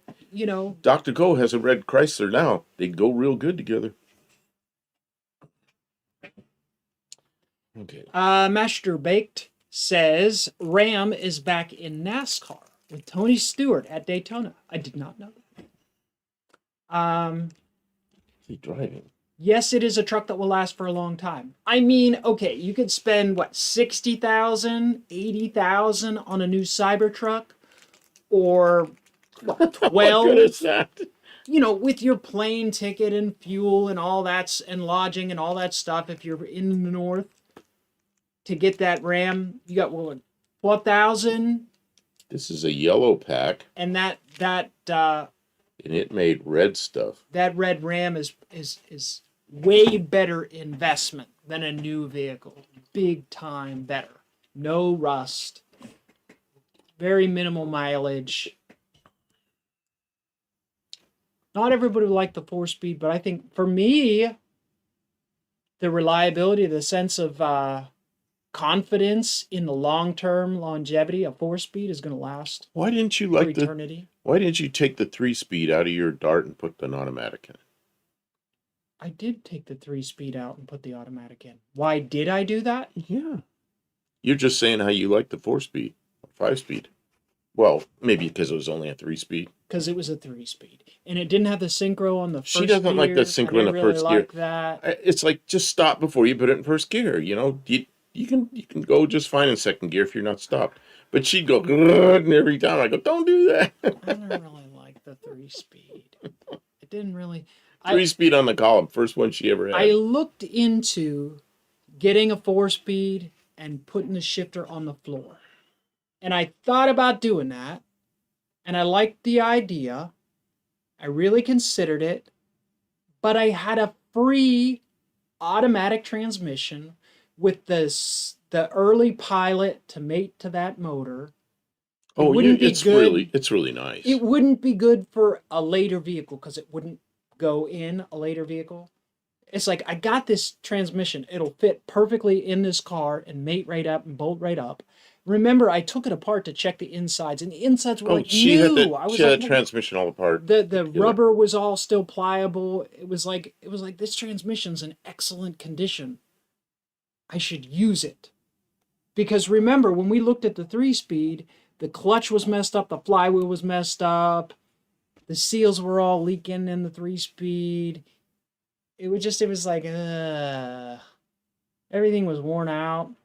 You gonna play this one, or am I gonna play this one? We're gonna do GeoGuessr? Why not? GeoGuessr. Okay, let me get it set up a little bit for GeoGuessr. Let me get these controls out of the way a little bit. Tell them about GeoGuessr while I get things set. Well, GeoGuessr, we have it set in the United States right now. You know what we should do is sometime we should do one in India or do one in New Zealand. We got a lot of New Zealand people here. And then I'm not real familiar with those places, so we'd really have fun with that. I absolutely agree with that. I think we should do that. Or Kazakhstan or Mexico. Does this not do? Is this North America only? This is United States Only only. United States. This is United States, including Alaska and Hawaii. So it kind of just skips over Canada. Kim's trying to get this set up. I'm so just we can trying to see. give them the best view I can. Right. So GeoGuessr is an online game. You pay a little monthly, and you can. It drops you someplace on the map, and you have to use context clues to try and. You'd have a problem in Mexico because you don't read the language. That's true. We would struggle. We would have to have help from Mexicans. Yeah, that's why. But it might get a little too easy. I got to take pictures of screen. Oh, you got Dean Stephenson's address? But you know, I was going to look to see where Dean We're going to show up at your house, Dean. You put that on there. We're going to put that on the map here in a minute. If you don't care. I mean, if you care, I won't do it. Don't put up Dean's address. I don't think that's a good He put it idea. up here. Anybody could put it up now. I don't think it's a good I bet it's not his address. I bet we go to 11 Renfro Street. It'll probably be the sewer treatment plant or something. Yeah, or something. Or something. So, we get to move around. Okay, you're going to play this round, or am I going to? Oh, you're still telling about it. We get to move around and look for context clues. Now, figure out where we are, and if then the chat wants to help, it's going to make it easier. But it requires us to look at the chat, and it requires us to find good information to give to chat, like landmarks and addresses and things like that. So chat can give us guidance, a little to the north. You're in this state, things like that. And you guys will learn, we'll work together, and then it's not a contest, but of course it's a contest. I want to win. He wants to win. He doesn't like it when he doesn't win. I don't know. It doesn't. It's just a game. It is just a game. So it's for fun. We could pop in for lunch. Yeah, just like, if we drilled right straight through the middle of the earth, it'd only be like, 8,000 miles to his house? Dean says he'll have to ask the servants to clear the dishes, and he will have to consult with his royal court to see if he can make it here for the 2026 No Name Nationals. Mexicans. By servants, you mean daughters? He's got the kids doing the laundry and doing the dishes. So we might lose cooking the meals. We might lose some of our viewers because we're playing a video game, and we apologize. We wouldn't normally be playing video games, but it's cold and we're not in the shop. So we got to do something, and we don't want to do the same as our regular show. So this is a little segment that it's supposed to be for fun. I want you to play. You want me to play first? I want you to play because it just goes better when you play. Whoa, almost. I don't know. You got within 3 yards one time. I got really fortunate once here. You could address me by Lombard Street Modeler. Lombard Street? That's a steep street. San Francisco. All right. And so distance, we're trying to get as close as possible. What is this granddad's junk puts down his address? I'm not sure that's a real address. Guys. As close as possible. We got within 3 yards. Yeah, I know, but that was the other night. Mexican Spec says, we got within 3 yards. That's absolutely right. I would not have got it on my own. You guys gave me... We cheated. The game is not supposed to be played. We're not supposed to have a team helping us. I am not going to use the internet team. or Google Map, and neither is he. So the only way we can get that specific, like if I find an address, you guys could look it up and then tell me, like, Kim, you're in this state and you're this far from the location, move this way or whatever. So without your help, it's going to be difficult. When the English is going to be cold in PA tomorrow. Damn it's right. going to be cold here. I'm sorry. That big old cold thing coming down again. I bet it gets cold in Mexico from that. No comment on Lombard Street. Lombard Street, you better have good brakes. That's all I got to say. Okay.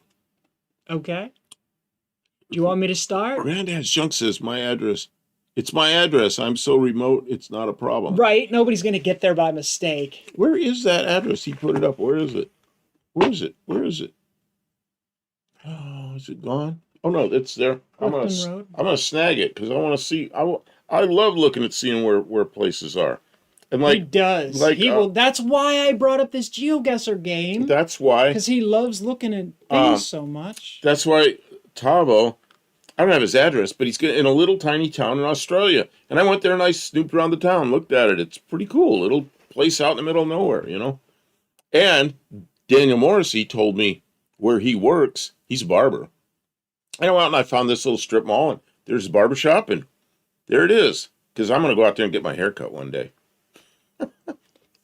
Okay, on your mark, go. I'm starting. All right, here we are on the map. I'm going to look around. We're in a parking lot somewhere. Why is this? Whatever building is here is torn down. It's gone. Or they're building it. We're right in front of the torn down building in the trailer park parking lot. Great. Let's go out to the main road here. See where the heck we are. See, there's lots of cars. There's somewhere they're going. Here's a big highway. What's Clayton MHP? Clayton Mobile Home Park. Oh. All right. That's where we got spawned. So we got to find the you want help from me too? Park. If you go look above that mobile home park sign. Yeah. There's something up there with a phone number on it. Isn't there? Up here? Yeah. Is that a phone number up there? Oh, no. It is. It is.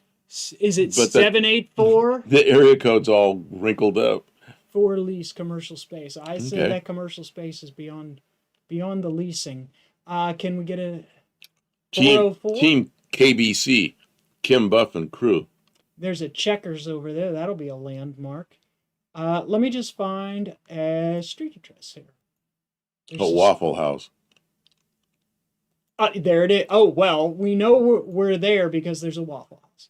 Yeah, it's tough. A Waffle House isn't a very good landmark because look at a used car lot. Got a little used car lot with cheap used cars. I'm just trying to get the no credit by here. Well, shoot, that's not very useful. I need a damn address. They fuzzed out the name of the place. I need an address. Kim, come. Yeah, hey, Daniel, do you do hair color? Kim doesn't like doing her own hair color. Okay. Here's the area 770. Code. You know where that is. No, where's 770? 770 is... God, where's 770? Georgia? Barrow says it's Clayton, Ohio. The address here is 6348. And a half. This is Dean's place. It's 0.5. Dean always has a 0.5 and everything. Mexican specs. 770? 770's in Ohio? I don't know. Mexican spec says he believes it's Atlanta, Georgia. Yeah, 770 I think is Georgia. Okay, I'm going to go up to this intersection and check the name. We are... I-75. Where is it? I say I-75. Then the sign you just zoomed in on. To North 75. Okay, so we're on 75. Well, we're close to it. We're where there's all the entrances and exits. 1975, 41. Oh, here we go. Upper. Oh, this is Olive's good. This is her territory.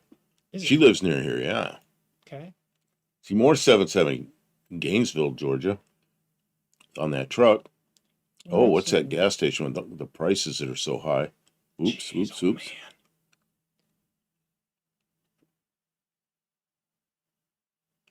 Check for car plates. They use AI to block the car plates. Well, and it used to be that Google Maps didn't do that, but now they block them out. Okay. They also fuzz people's faces out. They didn't used to do that either. We're at the intersection of Upper. Josh Homan says this is Clayton, Georgia. And we are at the intersection of Upper Riverdale Road and 75. So all you got to do is go to the map and find Clayton, Georgia, and find the Waffle House. No, there's lots of Waffle Houses. But no color. We can whip up some kind of color. I'll find paint sprayer.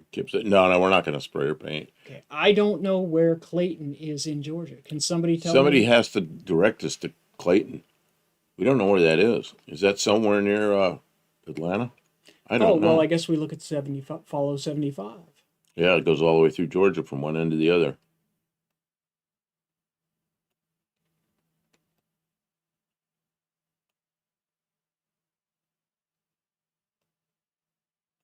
Atlanta. Mexican Spec says it's near Atlanta. So Okay. I'm looking at all the little places along there. You know, you're all going up toward the Tennessee border and away from Atlanta. Yeah, I know.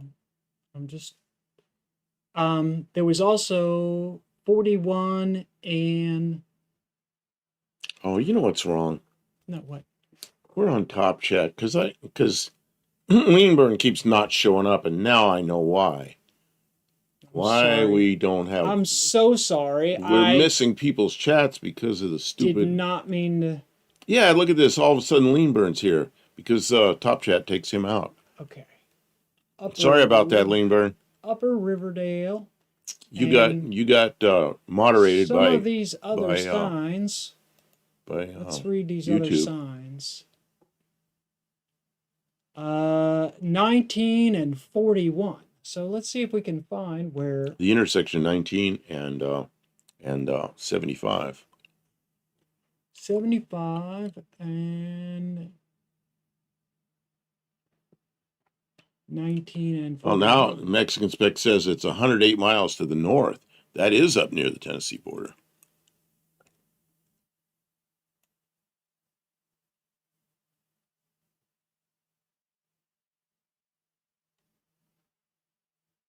What's the name of it?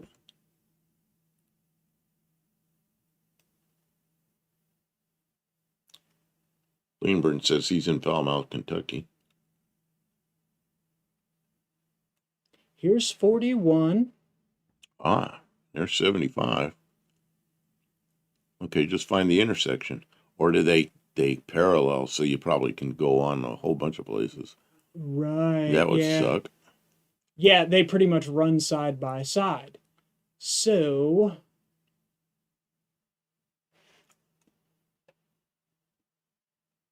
yeah, it's like in Virginia. You go along Virginia and I-81, and there's, I think it's US 11 that almost parallels it. So there's like 1,000 exits to 11.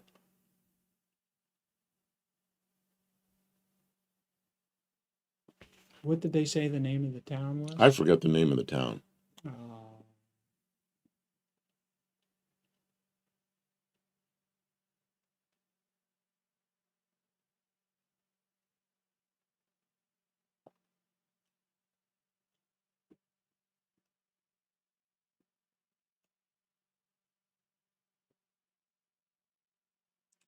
There's a Waffle House.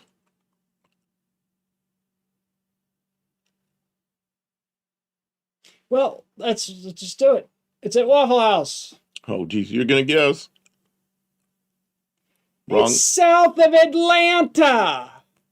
Who told us it was north of Atlanta? Mexican Spec? What was that? South, you guys intentionally south of threw Atlanta. me off. Yeah, it's south of Atlanta. Well, now you can zoom in and see where you are. Okay, so,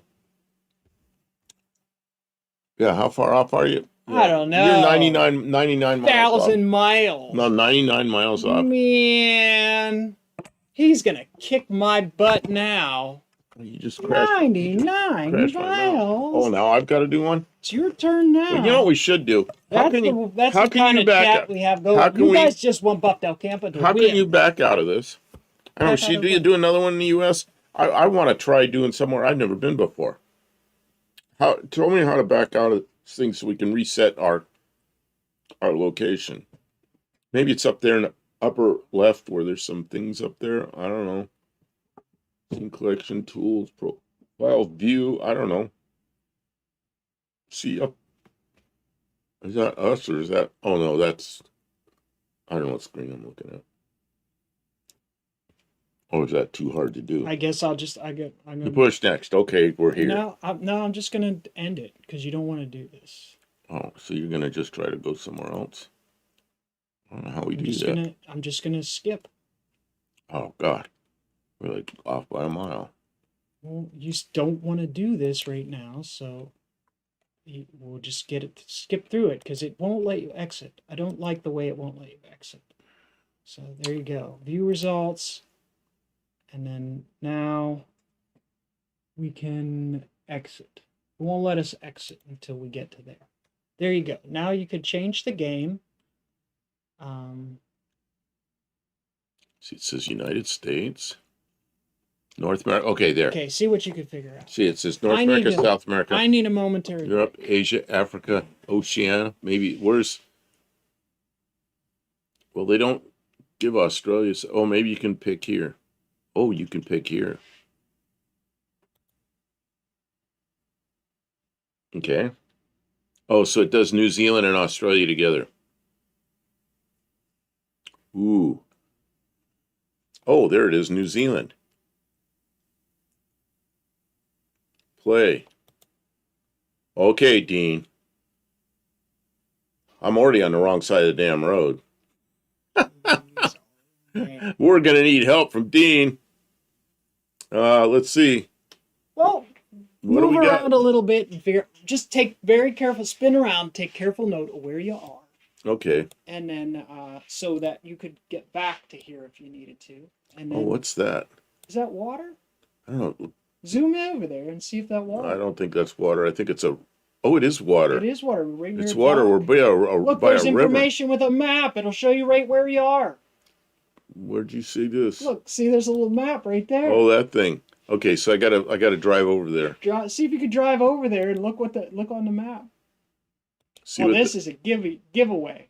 See, Dean. Zoom in on that map. I am. Oh, what is that thing? Information. I got to get closer to the map. Devonport Copper Area map. Oh, I didn't want to do that. No. I wanted to do this. I want to go a little bit that way. I don't know if you're going to get all that. You could try. Oh, it's going to back me out. Well, I mean, they don't drive on the sidewalk. I know it only goes where you drive. But I can't read that. Zoom! Do you see this? Watch out for the stakes and walrus. Uh-oh.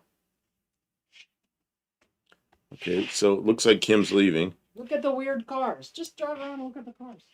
You don't Well, I'm going to go down there. It looks like there's water down there. I'm going to go down and see what that is. See, they got a flag at half mast. Oh, Dean, where the hell are we? Oh, what is this? Devon.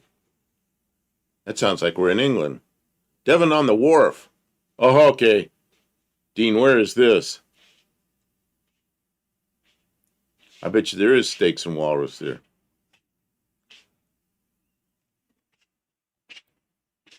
This is a restaurant. See that? Somebody will know where that is. And then we were right back up here. Well, I can find Devon on the wharf. Yeah, Luis goes UK. Yeah, Devon sounds like UK because I was in Devon in UK, but that's not where it is. It's in Auckland. Okay, so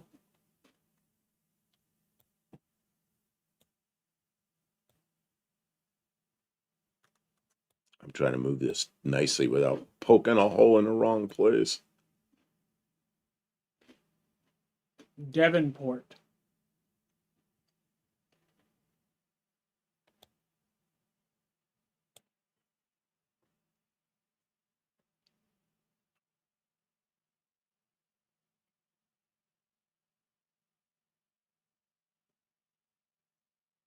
Well, I'm going to be close somewhere around here. This is the water in here. Dean's not helping at all. Dean, you always have all the answers. I go into your neck of the woods, you don't tell me anything. Look for Devonport. I'm looking. I'm about ready just to guess. No, don't guess. Because I'll be closer to 99 miles. It might give it in kilometers. Listen. It says Devonport Beach over there. Where? Right there. Devonport Beach. Down below you. Down below me? Where? Devonport Naval Base. Oh my God, I don't see it. What's wrong with me? I don't see it.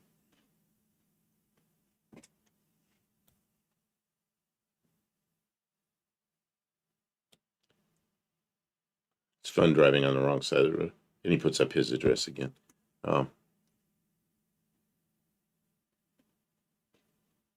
Defense something. I don't see where it is, Kim. Help me. On the southern tip, it says Devonport Naval Base. Okay, so there's a beach down there somewhere.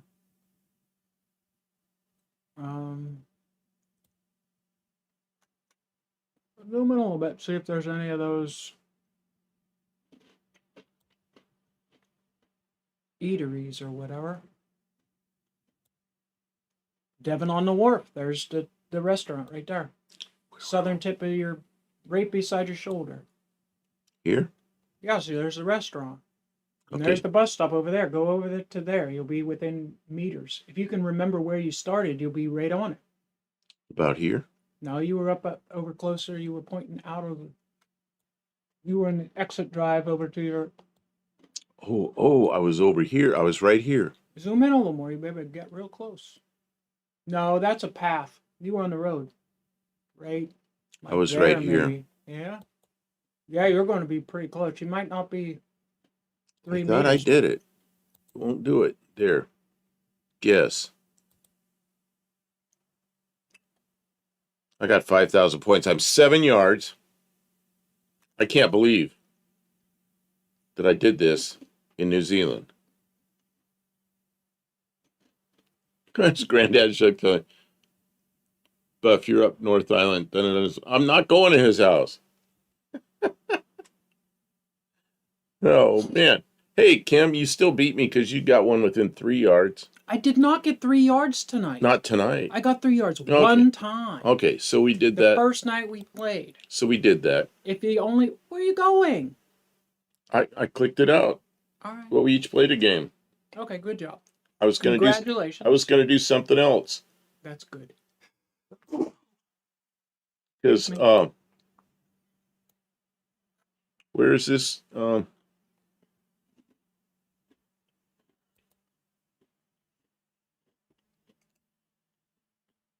Oh, we got ads coming. What do we got on the screen there? Well, just a minute. Just a minute. I'm doing something. Just be patient. Are we going to go visit Dean's house? Maybe. You better be careful. He's going to take us someplace sketchy. He's gonna take us somewhere sketchy. Barrow says, I don't think I could get used to shifting with the wrong hand. You'd At have least- it in a day. At least the pedals aren't flipped around like this. What was it? You were trying to get in the freezer, but you were looking for the upper freezer handle Oh God, I from turned the around. old refrigerator I before turned we around. replaced it. I turned around thinking I was in the old refrigerator. Living in the past. There it is. Okay, let's see if we're really where we think we are. Okay, Dean, do you really want me to do this?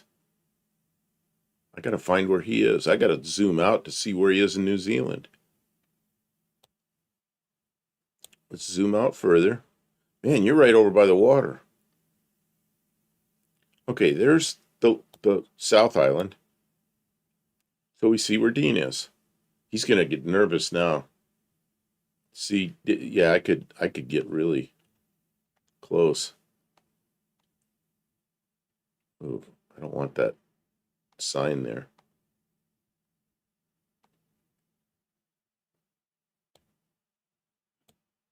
This is amazing that we can even do this, but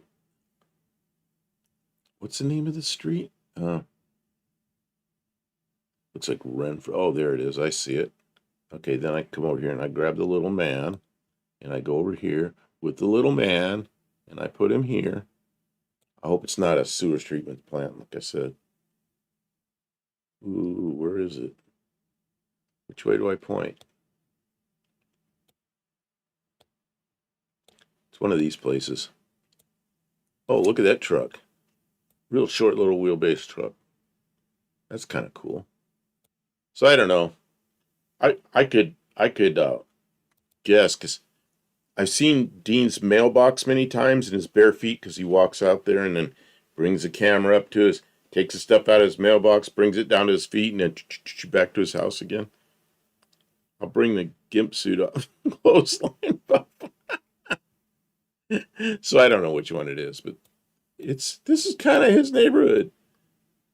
You really drive down the wrong side of the street? If we can find his house, we can look in the window and see him moving around. You see him sitting there and see his like laptop and him watching this. When is this from? Does it say? Oh, this picture's a while ago. It was August of 2019. Anyway. We'll go to the live feed. Go to a live feed. Dean Stevenson says we're 33 feet away. From number 11. Okay. So anyway, we're screwing around. We did that. What else can we look at? Barrow says my wife's Edge has that stupid dial shifter, and the wipers are where the column shift would be. To this day, I turn on the wipers instead of putting it in gear. Yikes. Sure, Buff, that's why they have so many accidents. Driving around on the wrong side of the road. You guys should be ashamed of yourself. My first experience with big, proper roundabouts was in England.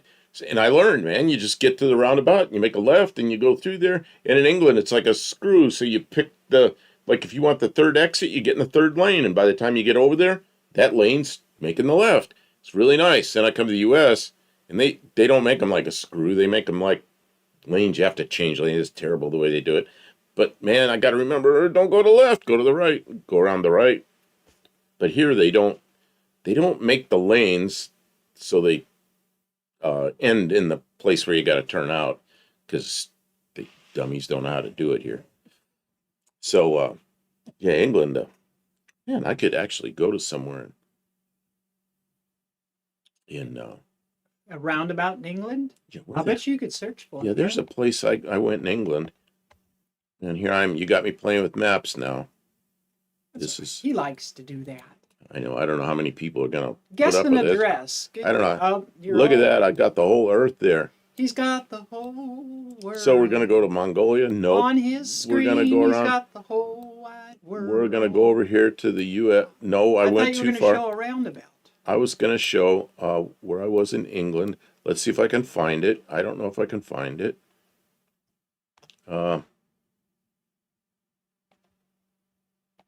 Actually, I went to several places there, but oh man, where the hell am I? I've got to get my bearings. My bearings. What kind of bearings? Roller bearings, thrust bearings, surface bearings, needle bearings. How are you guys doing tonight? Yeah, talk to them while I'm Are screwing you around. with this. braving the bad weather? There's Farnborough. Are you losing your mind yet? I'm losing my mind. I don't like being tucked in the house, but we can't really run the propane. We could run the propane, right? But right now, Is that the one? That may be it. Nashville's really struggling. There was a lot of people who had power outages and stuff like that. And all the propane and stuff like that got all bought up. So the prices are really high right now. So, we don't need it. So, allowing the resources to go to somebody who's in need. Because we're not in need. I just need to sit still and wait for things to normalize and everything will be fine. But if we run out there and use up all our propane, working on old cars, that's not sensible. Could be this one. There's one roundabout that's really interesting. Oh, now this one looks like it's all full of weeds. And I used up a lot of the firewood trying to keep the shop from freezing. We didn't make a fire today.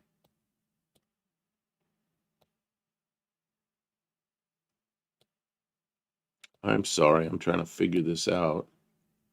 I don't think anybody minds. It's one of the roundabouts along this road. Is it? The one I'm looking for. Oh, that's tiny. That is a little roundabout. That's terrible. Terrible? Yeah, they're better when they're big because then That one's a big one right there. yeah, but I went there already. Wasn't the one you wanted. Okay, there's the motorway. Yeah. Might not be the right motorway. This is where I worked, was at Farnborough at the airport. Imagine that, me working at an airport. Oh, it could have been one of these up here. Because I don't remember exactly how we got in there. Well, there's a bunch of roundies. Rounder-dounders. Oh, that's a parking circle. What do they do? They park in there? That's Yeah. not it. That's not it. They call that a car park. Barrows says we're going to Somerset to find Salisbury Hill. Daniel Morrissey says in Petaluma, California, we have a bunch of roundabouts. Last one they made was on D Street in Petaluma. Do you remember D Street? I'd only been to Petaluma maybe once or twice my whole life. No, I'm not finding it. I'm not finding that roundabout. And it's got to be really close to here, but I'm not finding it. Well, it's been a few years since I've been here, so I'm kind of screwed up. The heck with this. If I can't find it, I don't know. I'm going to go somewhere else. I'm just going to travel to somewhere else. We're going to leave England and see what the rest of the world looks like. So for all of you who don't know, this is San Francisco Bay Area, and this is North Bay, north of San Francisco Bay. And there is Petaluma. There's Petaluma. And to give you some idea where it is, Dean is reciting Phil Collins' work. Here's San Francisco. There it is. Just north of there. San Francisco. Yes. I had it a second ago. Petaluma Center. There's Petaluma. Yeah, and somewhere there's Show us where they store the alien spacecraft. the alien spacecraft. My heart going boom, boom, boom. Son, he said, grab your things, I've come to take you home. What? What are you going to try to get us a strike? Dean is reciting Phil Collins. I don't know why. Where else can we go? I don't know. I don't know. All these interesting places. Where's Barrows? Anybody know where Idaho is? No. Here is. It doesn't show the state lines real good. It's up in this area of the U.S. Pitt's here. Welcome here. in. Oh, Granddad's Junk says, he's been here. Pitt, what Pitt's been is here. happening? Pitt's been here, remember? Inspector Bruce says I could see my house. No. Nice, Bruce. Good deal. Josh, I didn't see you earlier. I was stationed in Trujillo, Honduras. Honduras. Honduras. Well, that's the other thing I can show. That's where Mexican truck's from. Mexico. Peter Gabriel. I didn't know that. I'm not. So, what's the name of the place in I'm Honduras? sorry, Barrows. It was Peter Gabriel, not Phil Collins. I'm so dumb. I don't know. I was very young. Honduras. Go to where I grew up. I don't want to go to where I'm way too young to know that music. I don't want to go to where I grew up. I don't want to get that close to friends' houses and stuff. Okay. But I could show you other places, like up there in the Bay Area. Oh, God. I always talk about Yuma, Arizona. Well, here's Arizona. Arizona's right in this area, the U.S., and Yuma's right here on the edge of Mexico. See right there? That's the city of Yuma. Right there where can they see my... They can see whatever you could see on that screen. I got to move it this way. So here's Yuma, and this is Mexico, and the place that this hat says Los Algodones, it's right here.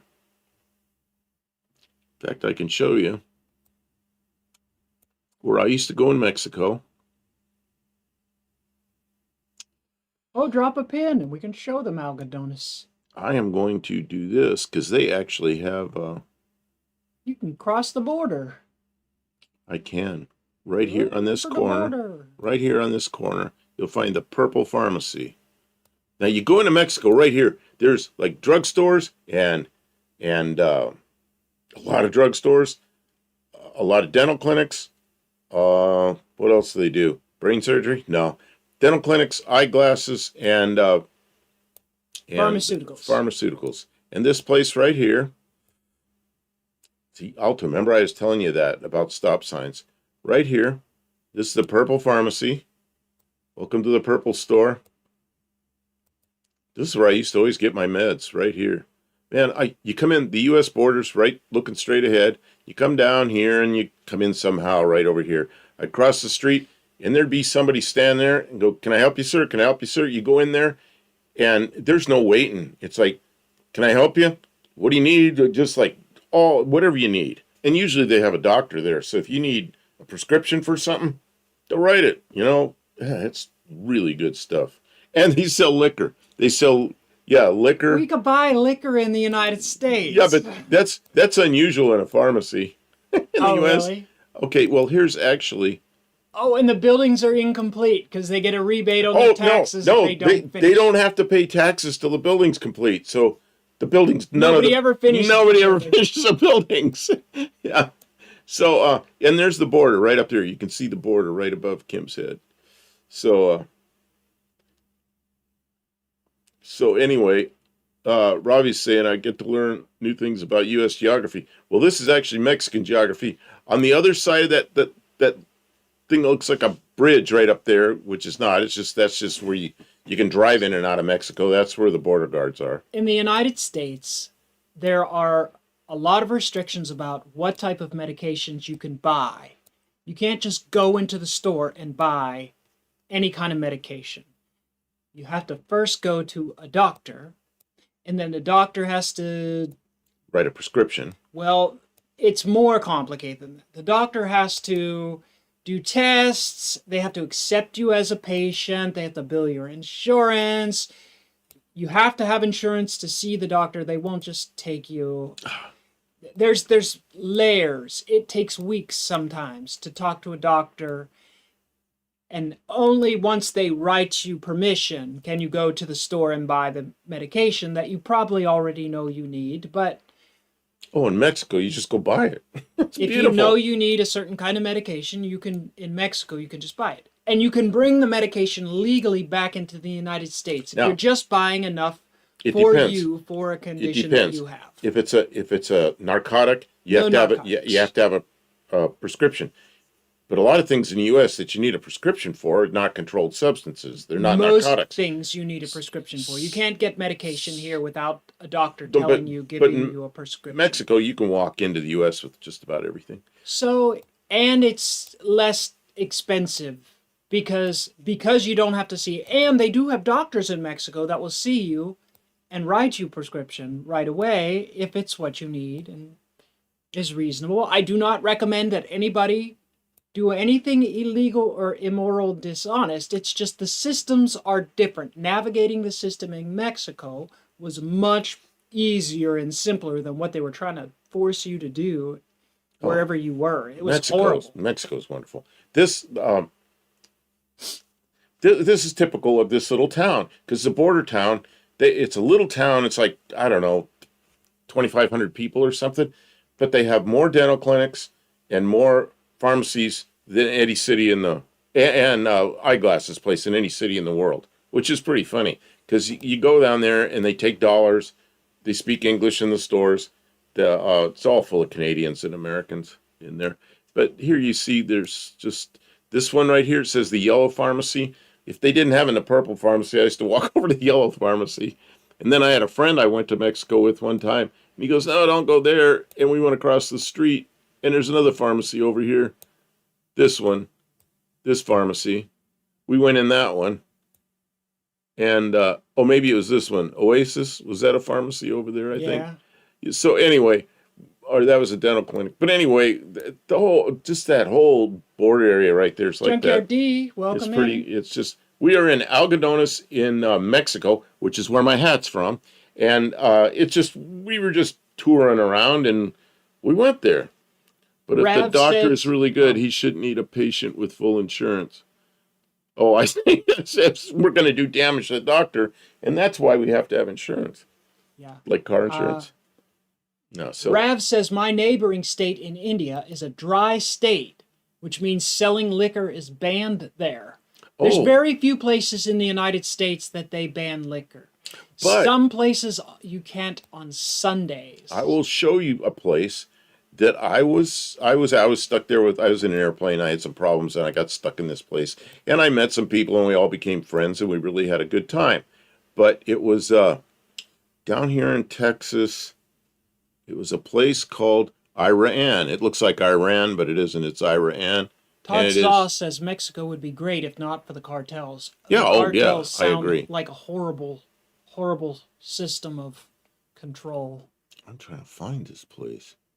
Man, it was right along here somewhere. Dean says the song was on the final track, and he talks more about that. I missed it. There's Sheffield. Okay, the place there. Okay, there's a town right up here. Can they see my cursor? Can you guys see my cursor? I think they can see. Your Okay, that's Iran right there, and this down here is Sheffield, and they're in two different counties. Okay, Iran, you can buy alcohol, but in Sheffield, no, it's a dry town. Except there's a club, and if you belong to the club, you can go in there and get a drink. But the club is owned by the mayor and the city council. So they talk about like legalized corruption. If you, that's how you get alcohol in Sheffield. It's pretty funny. You're gonna zoom in on that. You're gonna try to find yeah. It's a little tiny town. I've been there. Why are you gonna go to Sheffield? Well, if you're talking about it, I might as well. Okay. So anyway, We might. oh, you're just gonna go up there and show a picture of what it looks like in Sheffield. Yeah, I've been there like once or something. And Oh, it looks like a lovely place. just look at the star on the side. Yeah, because it's like Texas. They put stars know on why? everything. You know why Texas has a lone star? What's this? I heard you can always get Iraq in Iran, India, or Iraq, but you have to be careful. Dean saying, You know why Texas is the lone star state? why? It's a rating out of Oh, 5. jeez, come on. Not recommended. Where's And then- the bar? and Oh then- yeah, this place looks like a great place. Okay, Kim. We talked mean about Texas for a second. No, this is just a little town out in the desert. It's a little town, You and know there what? was nothing but nice people there. I'll Oh, tell you, everybody I met was Nice treated me. people. Everybody there treated me well. I had problems with an airplane, and they helped me get the Oh, parts okay. I needed. And one guy lent me his truck. He This is wasn't. the main street downtown. Look how nice it Oh, is. come on, Kim. You guys show the worst of everything. I'm just saying. It's all shut down. You know what? This is desolate. It's a good thing they don't Oh let my the people God. drink. It could get bad. What'd you just do? I zoomed out too much. You did something. You changed something. Now, I just zoom out some more. Keep going. how do I fix it? Oh God. Just I know how to fix it. good. Because I don't. No. Okay, there, I think. Okay, so where I actually was. Unsubscribe. That's right. 1-star rating. So I was actually in Iran. Well, I landed at a ranch out here where they had enough room for a runway. So I ended up landing out there, and then Iran. Where the heck's Iran? Not the country. No, Iran. And the town is named after Ira and Ann. And is this it? Is this it? Got me lost, Kim. It says it right there on the screen. IRAAN. Okay. And there's the airport right there. Oh, I So see. the airport was really cool because I could just walk out there. Just a minute. There was I a want to see the airport.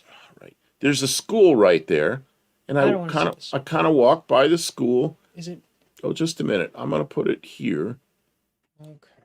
and then you can look over. There's some airport buildings. What does that say? Livestock Association. Let me see if I can find the airport. Because I walked. Ugh. I got myself in a bad spot. Kevin Smith says, Iran? Nope. I barely walk.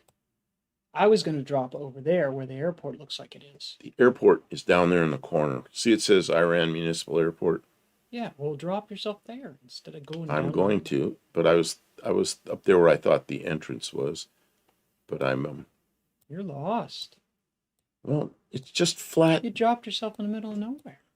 It's just flat desert. You might not be able to see the flat runway from the ground. Anyway, here I'll change it to this kind of a view. Isn't that building up there the airport? Okay. Oh, there it is. Check that out. Look how green the football field is. You can see, and the football field's where the school is. That's cool. Why have we been looking at the black and white? And you know what they had there? They had a Napa store. Of course.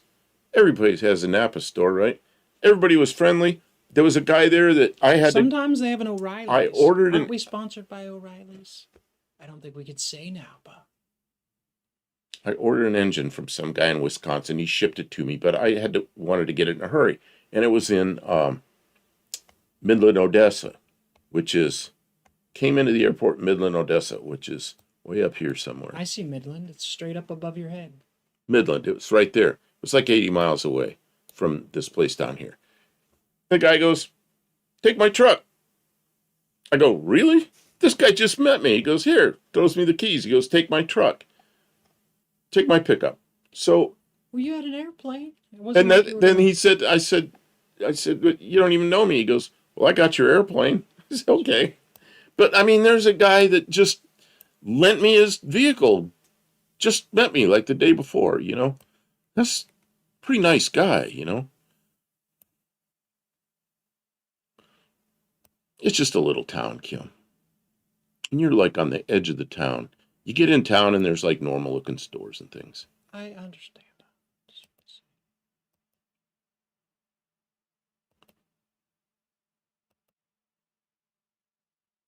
What you doing looking at? Doesn't let you in there. Okay, can I see this again for a second? Yeah. If you go downtown. World of Wood Chip is here. I may have to a little bit I'm looking for. But do they have a Waffle House? Oh, they may. I don't know. They have a Kenny's Donuts.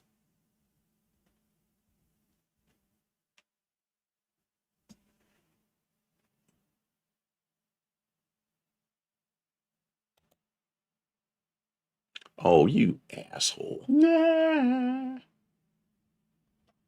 Just zoom on back into Iran. I don't even know where I am now. I don't know. Why did it zoom me out like that? I didn't want to be zoomed out. Kevin Smith says, new Del Campo show. Let's visit all the viewers' homes. I don't know if everybody wants us at their house. Barrows says, looks like a nice place. One of those towns they don't care what you do as long as you aren't stopping them from doing what they do. You know what? That sounds nice. The guy, I landed on this ranch. Why is it not showing the... I don't know. It doesn't show it. Maybe the Napa store closed. So, he said, "Well, you landed in the right place." And he took me around the back of the house, and there was like a metal building, one of these Quonset hut looking buildings, and it was big. And he's got a Studebaker truck in there. He goes, "I'm rebuilding my Studebaker truck." He goes, "I got all the tools in the world. I got a torch, got anything you need. You can use all my tools." I'm like, "You're kidding me." He goes, "No, just drag that airplane over here." And so we got it over there. I pulled the engine off. It's pretty good, you know. It's Sheffield has relaxed their liquor laws. Common story for many Texans. Oh, so you looked that up. Ravi says, "You're welcome to my home." Okay, let's I don't think we should do that. No, but I'm gonna get close. India's huge. I'm gonna go back out to the world, and we're gonna swing around here to India? And you gotta go past Africa, and you come over here. I mean, they're pretty much halfway around the world.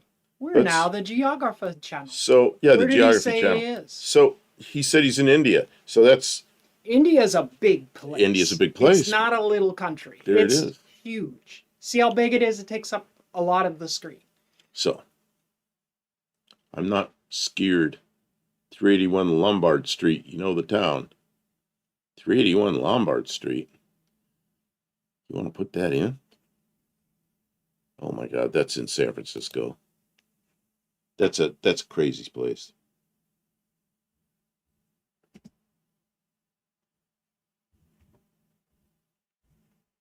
Dean Stevenson says it's only 28 states. How hard can it be?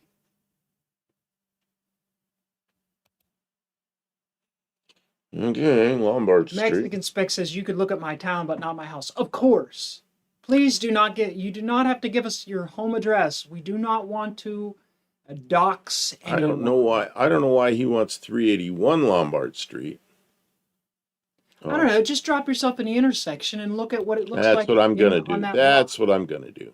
I'll bet you it's a cool place. Or maybe Lombard it's not. Street is a steep thing. Oh, it's one of these San Francisco rice Clinton. aroni, the San Francisco treat. Oh, if you go down too fast and you go through an intersection, you'll get airborne. I'll bet you will.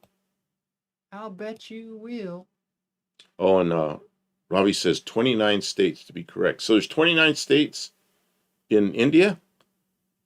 If there are, I may learn something. So let's, just for the fun of it, start going up the hill. I don't know why. Yeah, this is way. Oh, look, there's a scenic lookout. Oh, well, in Lombard Street, when I you want to get see up, the ocean. the higher you get, the more windy and terrible it is. It's crazy. Go over to that side of the street. I want to see if we can see the ocean. We can. That's cool. Is that the San Francisco Bay Bridge? I think that is the San Francisco Oakland Bay Bridge. Wow.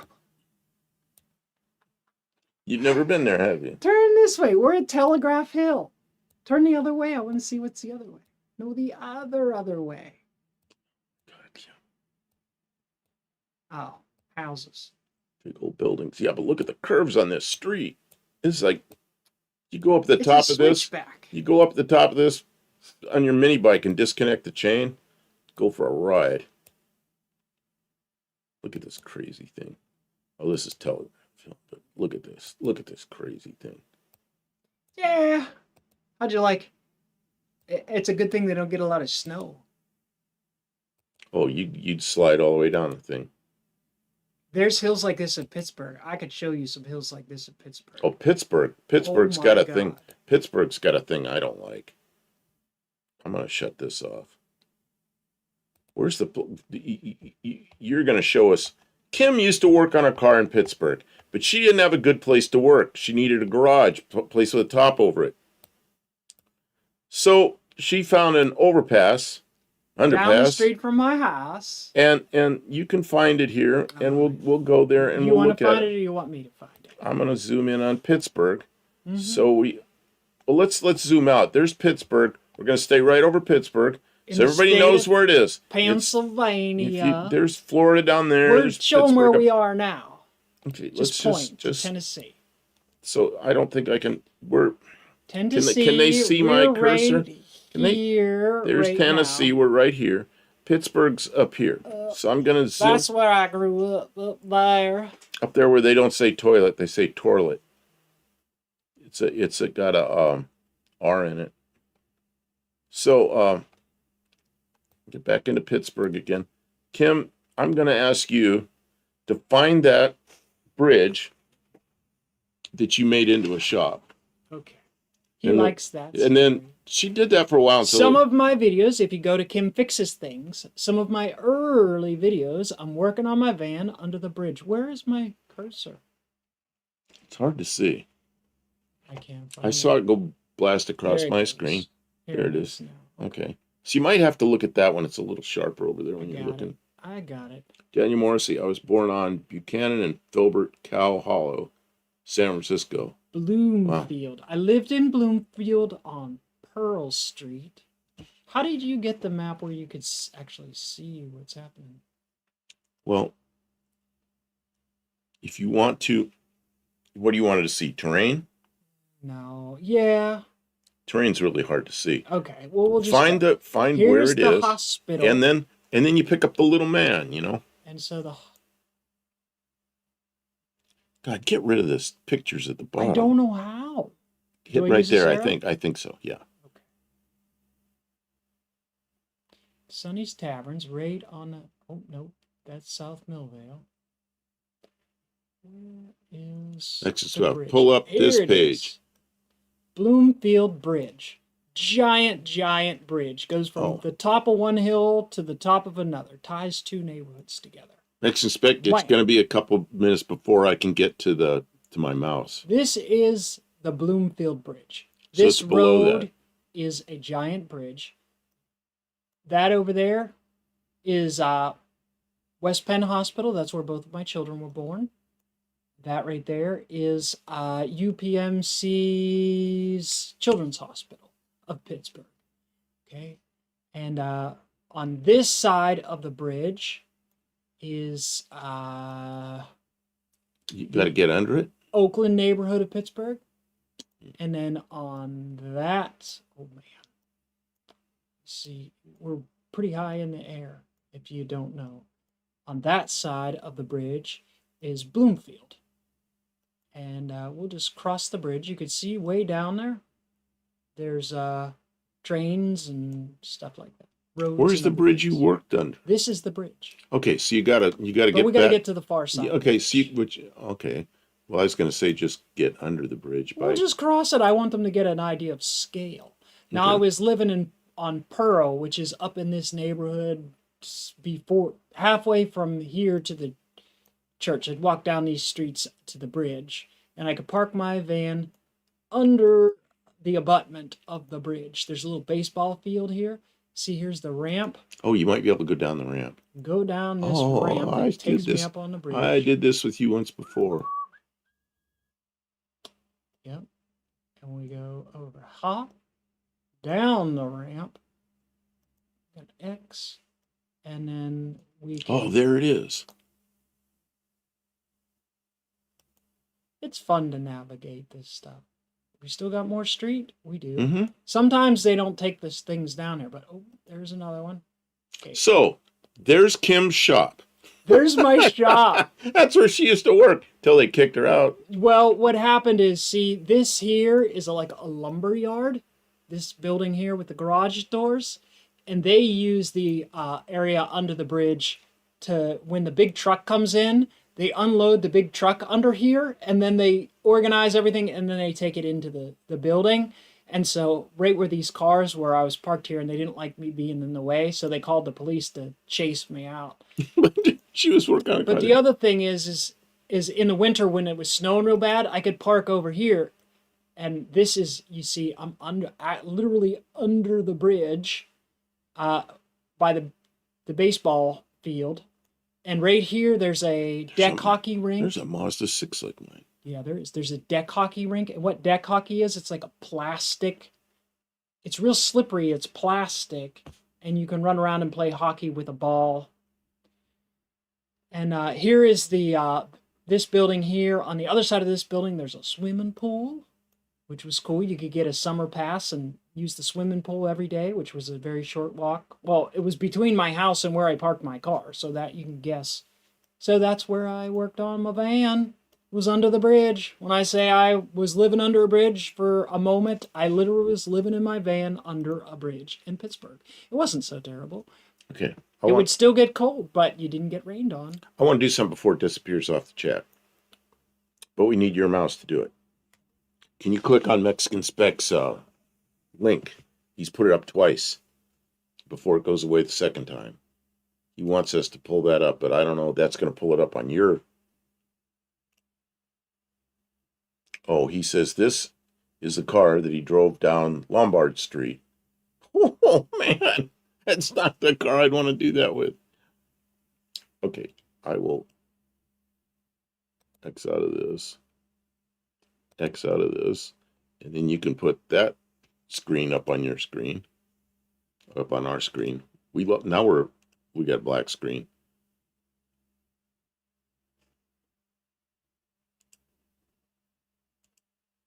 There we go. Is that it, Mexican Spec? That's your that's the car you took down Lombard Street? I hope it had brakes. That thing didn't have brakes. That thing would be going 130 miles an hour. Oh,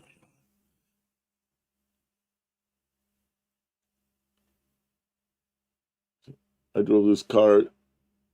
I drove this car. I drove Lombard Street in San Francisco. Man, what'd that have in it? Like a 429 Cadillac engine, or I don't know what they had on those years.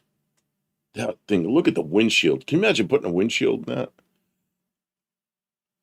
Oh, World of Wood Chip says the scariest thing I ever did in my life was ride a motorcycle over the Rip Van Winkle Bridge on a windy night. I don't know where that is. Where's the Rip Van Winkle Bridge? What you doing? I'm gonna find the Rip Van Winkle Bridge. I already closed it. Hang on, I got to bring this back. Just a minute, Kim. Just a minute. I don't have that available. Okay, I got to make a change here first. Okay. Here is, you can find it on this. Oh, you're finding it on that. I thought you were going to find it on the map. I was raised in San Anselmo, California, in Marin County. Beautiful area, north of Golden Gate Bridge, 8 miles. That's Daniel Morrissey saying that. He's been a Northern California guy. Where Look at that bridge. Where is that?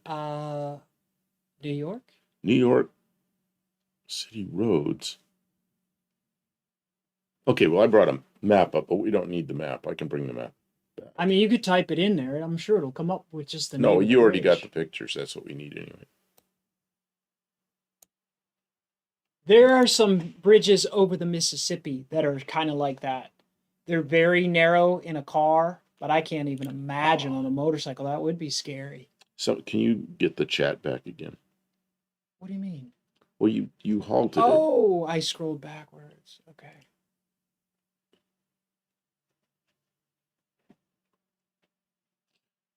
"1968 Cadillac funeral coach" is what Luis says. Mexican Spec says, "Bigger the car, the more I like it." It's a funeral car. This one was destroyed on the show Knight Rider in the mid-'80s. Man, they got your car and they destroyed it. That kind of sucks. It's like all those 69 Chargers that got destroyed in, the General Lee.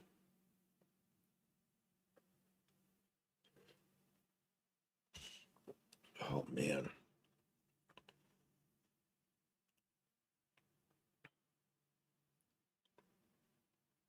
What is this? Is that it? Oh, it is. Interesting looking place. Got a little toll booth there.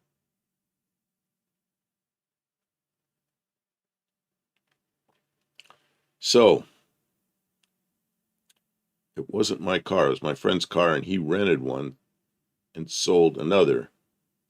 They mixed them up and blew up the good one. Stupid Universal Studios.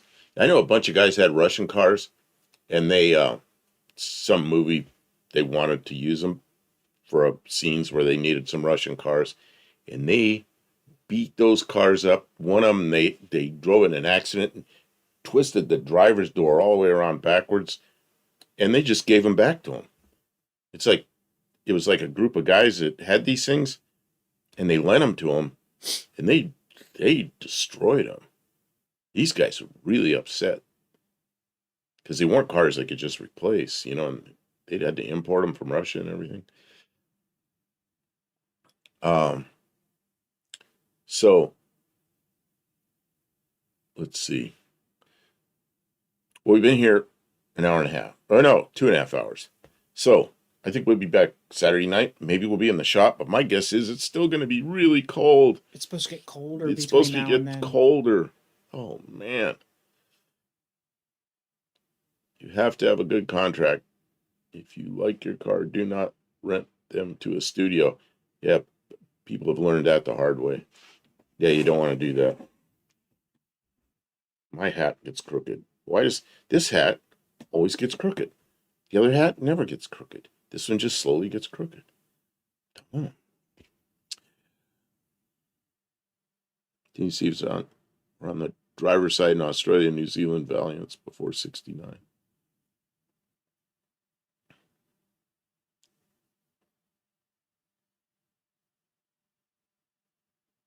So I got a question for Mexican Spec. In Mexico, were they always in kilometers, or did they switch at some point? Like in Canada, they switched at some point. Like our cars in the 50s, do those have speedometers or in kilometers? And I wonder the same thing, New Zealand and Australia. Just curious about that. See the USA in your Chevrolet. You remember those ads? I remember hearing that. Robbie says, brace yourselves for the cold. We are prepared. We only, by next week, it is supposed to start warming up a good amount. It'll be really cold at night, but much warmer during the day. So it's just about 4 more days of really cold, and then we'll get better weather. I've had Not enough. Good weather, but better. I've had enough of the cold. Mexican Spec says they were always in kilometers. I have seen cars from the 50s also in kilometers. I saw a 56 Ford one time. When did they invent the metric system? I don't know who's they.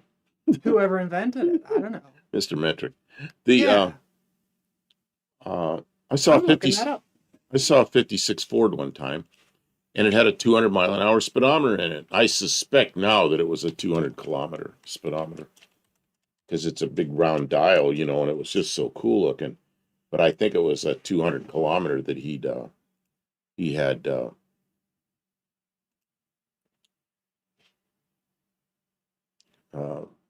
That he had like a 5/8 adapter on it. So it was reading out in miles. The first practical realization of the metric system came in 1799 during the French Revolution. Yeah. So 1800. Granddad Junk said, didn't we go metric in 67? Older cars are in miles. And where are you? You told us where you were, but I forget where you are.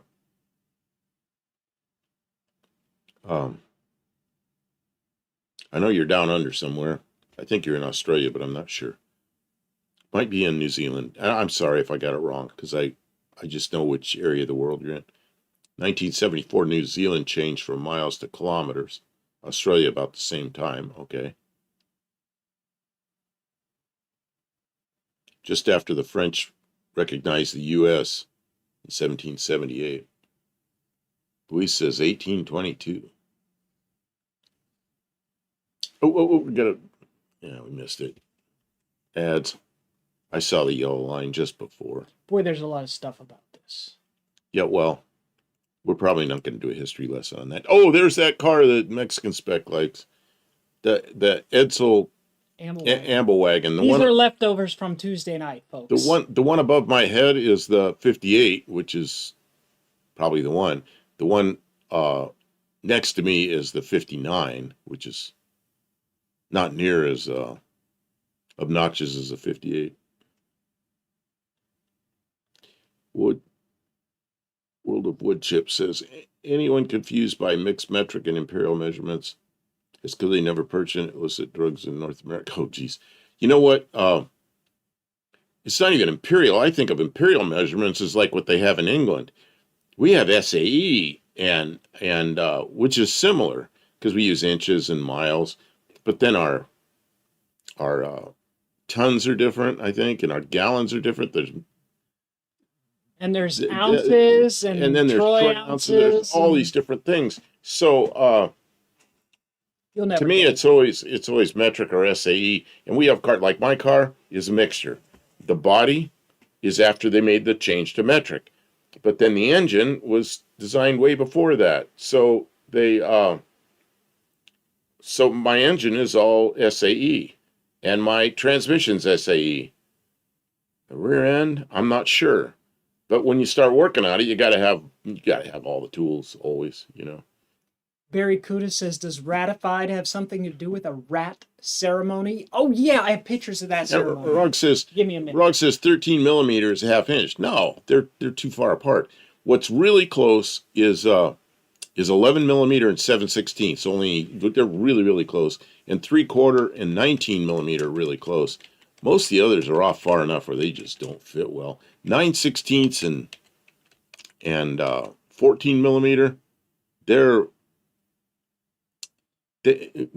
one's really tight and the other one's not.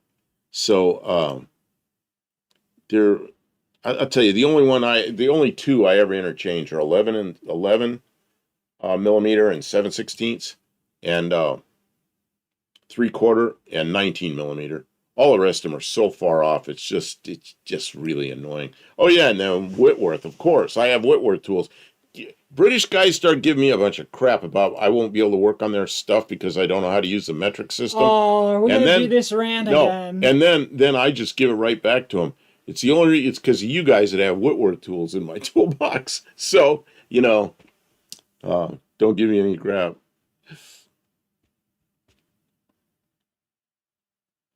See, this is a rat wedding ceremony. What I'm are having a you hard- doing? I'm looking for a ratification ceremony. Oh, This is as jeez. close as I can find. Oh, This is a miceification ceremony. I don't even can't wanna- find a I don't wanna look at ratification this. ceremony. I don't want to look at this.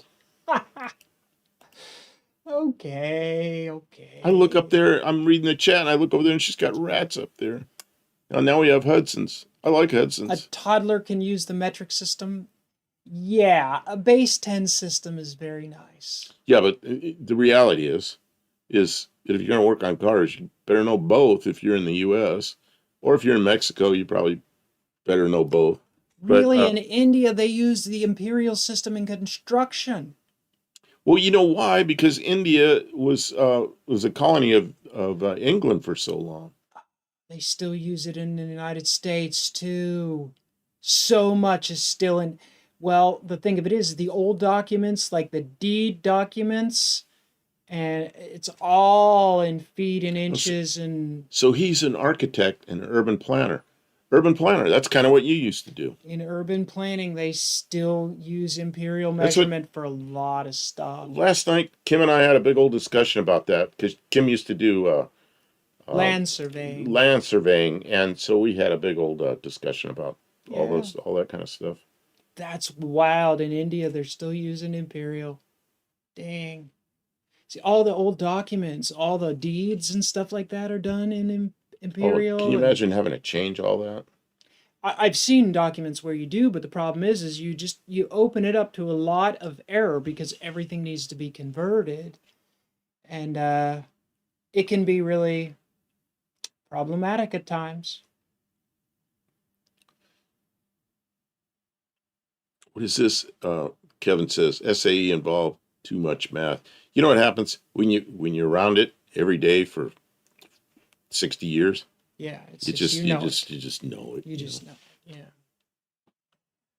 I know, and it sounds ridiculous when you start saying 9/16 and 3/4 and Yeah. 7/16 and It's foolish. 5/8 and all these, and when I hear those numbers, I know exactly. It's just I Mhm. know exactly how big they are, Yep. and This much. but it's because I've worked with it for so long.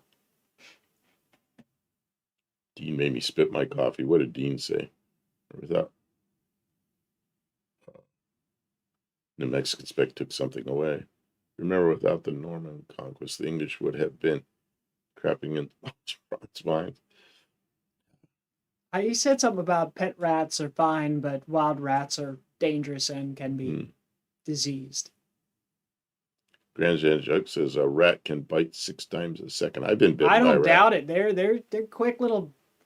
I've been bit by butters. rats. I've got Really? bitten by a pet rat. You know what I did? I had a rat in a cage, and I'd had him for a long time. And I reached down like this to look in the cage.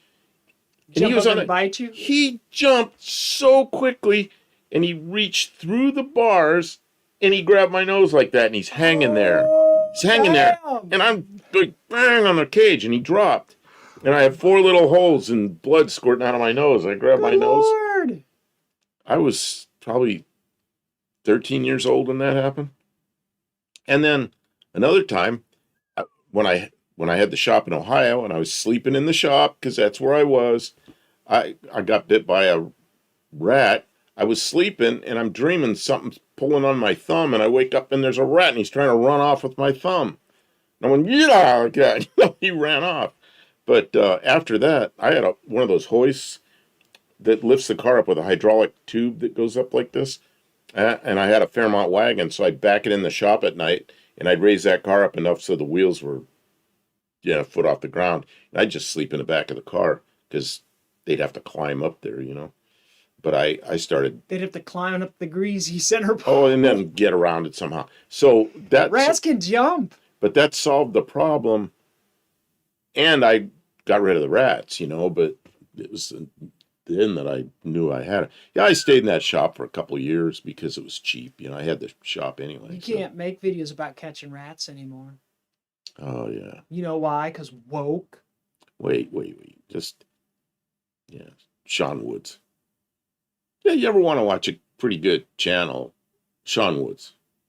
He's a pretty good guy. He used to do mousetrap stuff, but he quit doing that. Now he's currently on a thing where he everything he eats, every meal, he does something he grew, he raised, talked about everything. it on Did Tuesday. Did I? It was. Yeah, it's you were pretty talking good. about the snails. Yeah, but he got past the snails. The snails. So yeah, he's a good guy. Kim, how much longer are we going to stay here? Oh, another hour, maybe. Oh, I don't think we're going to be here another hour. If they want us to keep going if they're tired. Kim wants to know, do you want to keep going or are you tired?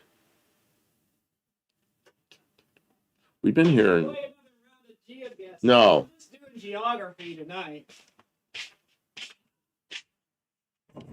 Well, people are starting to drop off. We have fewer people in here. So let's say to the world, metric means standard. Yeah, when I was in England, this smart-ass American went with us. He looks at these guys and he goes, is this airplane, is it standard or metric? And this British Army officer looks at him and he goes, it is metric and it's standard. Which was perfect. I understood what he meant. The guy that asked him looked at him like, huh? He didn't understand it. The metric is standard. No, because I never say standard. I'll say it's SAE. But there's a lot of people say, is it standard or metric? No. Okay, so let's say goodnight, Kim. Are you gonna give point? You didn't give any points tonight. I didn't give any points. I'm sorry. I was so guys, tonight was a little different. Thank you for sticking it out while we did something a little different. I hope you were at least semi-entertained.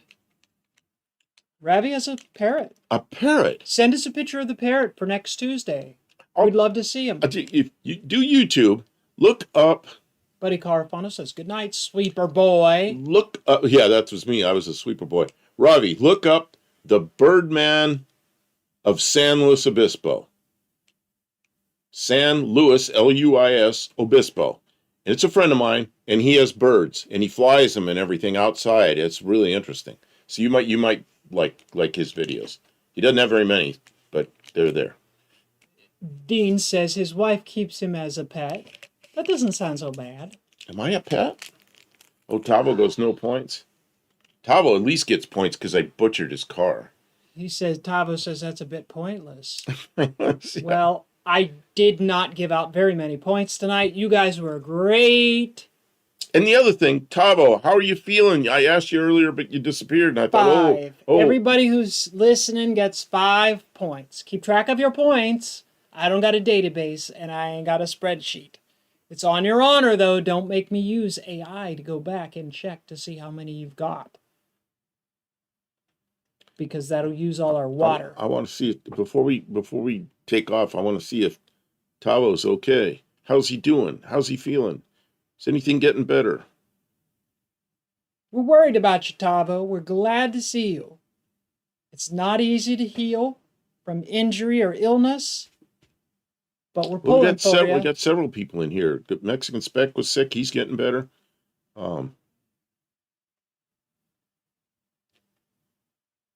Buoy. Guys, Sorry, I had to drop out earlier, making extremely slow progress. Okay, I'm sorry. I was afraid of Pavel, that. But progress is progress hope you feel better. nonetheless. Sometimes quickly, sometimes slowly. So with the Hudson's on the screen, I'm going to say goodnight. All right, we'll see you all on Saturday. Hey, Mexican Spec will probably be on Sunday? No, Saturday. on Saturday and Sunday. Are you doing Saturday afternoon and Sunday night again this weekend, Mr. Mexican Spec? The Mexican Spec Show, I think most of you guys know, is it's also like a picture show. And Mr. and Mrs. Mexican Spec, they've got a great rapport, and they will entertain you for several hours. Barrow's Garage, our other moderator, has a channel. I don't know what he's put out recently, but I know he does put out some content about his hot rods. He Check says out he's Barrow's Garage. progressed to squeezing a stress ball. You know, when I was doing the physical therapy, my left hand is really weak, and this hand's normal. As normal as a 71-year-old guy is. Still pretty good. This is terrible. And I was to the point where I was doing all these exercises and stuff, and it improved some. Okay. Are we good? Mexican Spec says we have to see how we feel on Sunday. Hey, Oh. that's guys, just be subscribed. I will be and you'll get live at, notified. he says he'll be live at 2 p.m. Mountain Time on Saturday. Good.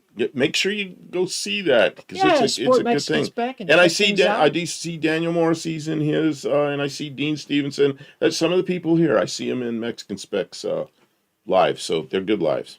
Daniel Morrissey's going to bed. Everybody, go to bed. Go home to your cats. Don't We love you. Thank you so much. Subliminal. I have You 8 do billion not points. have 8 billion points. I am keeping track. I just say I'm not. I want to see who's honest and who's not. I see you when you're sleeping. I know when you're awake. I Saying good know night. if you've been bad or good. Saying goodnight to Inspector Bruce. Has Inspector Bruce been in here?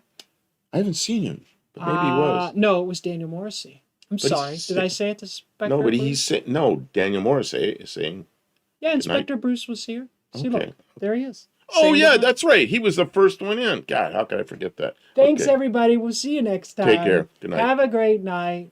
Stay out of trouble. Stay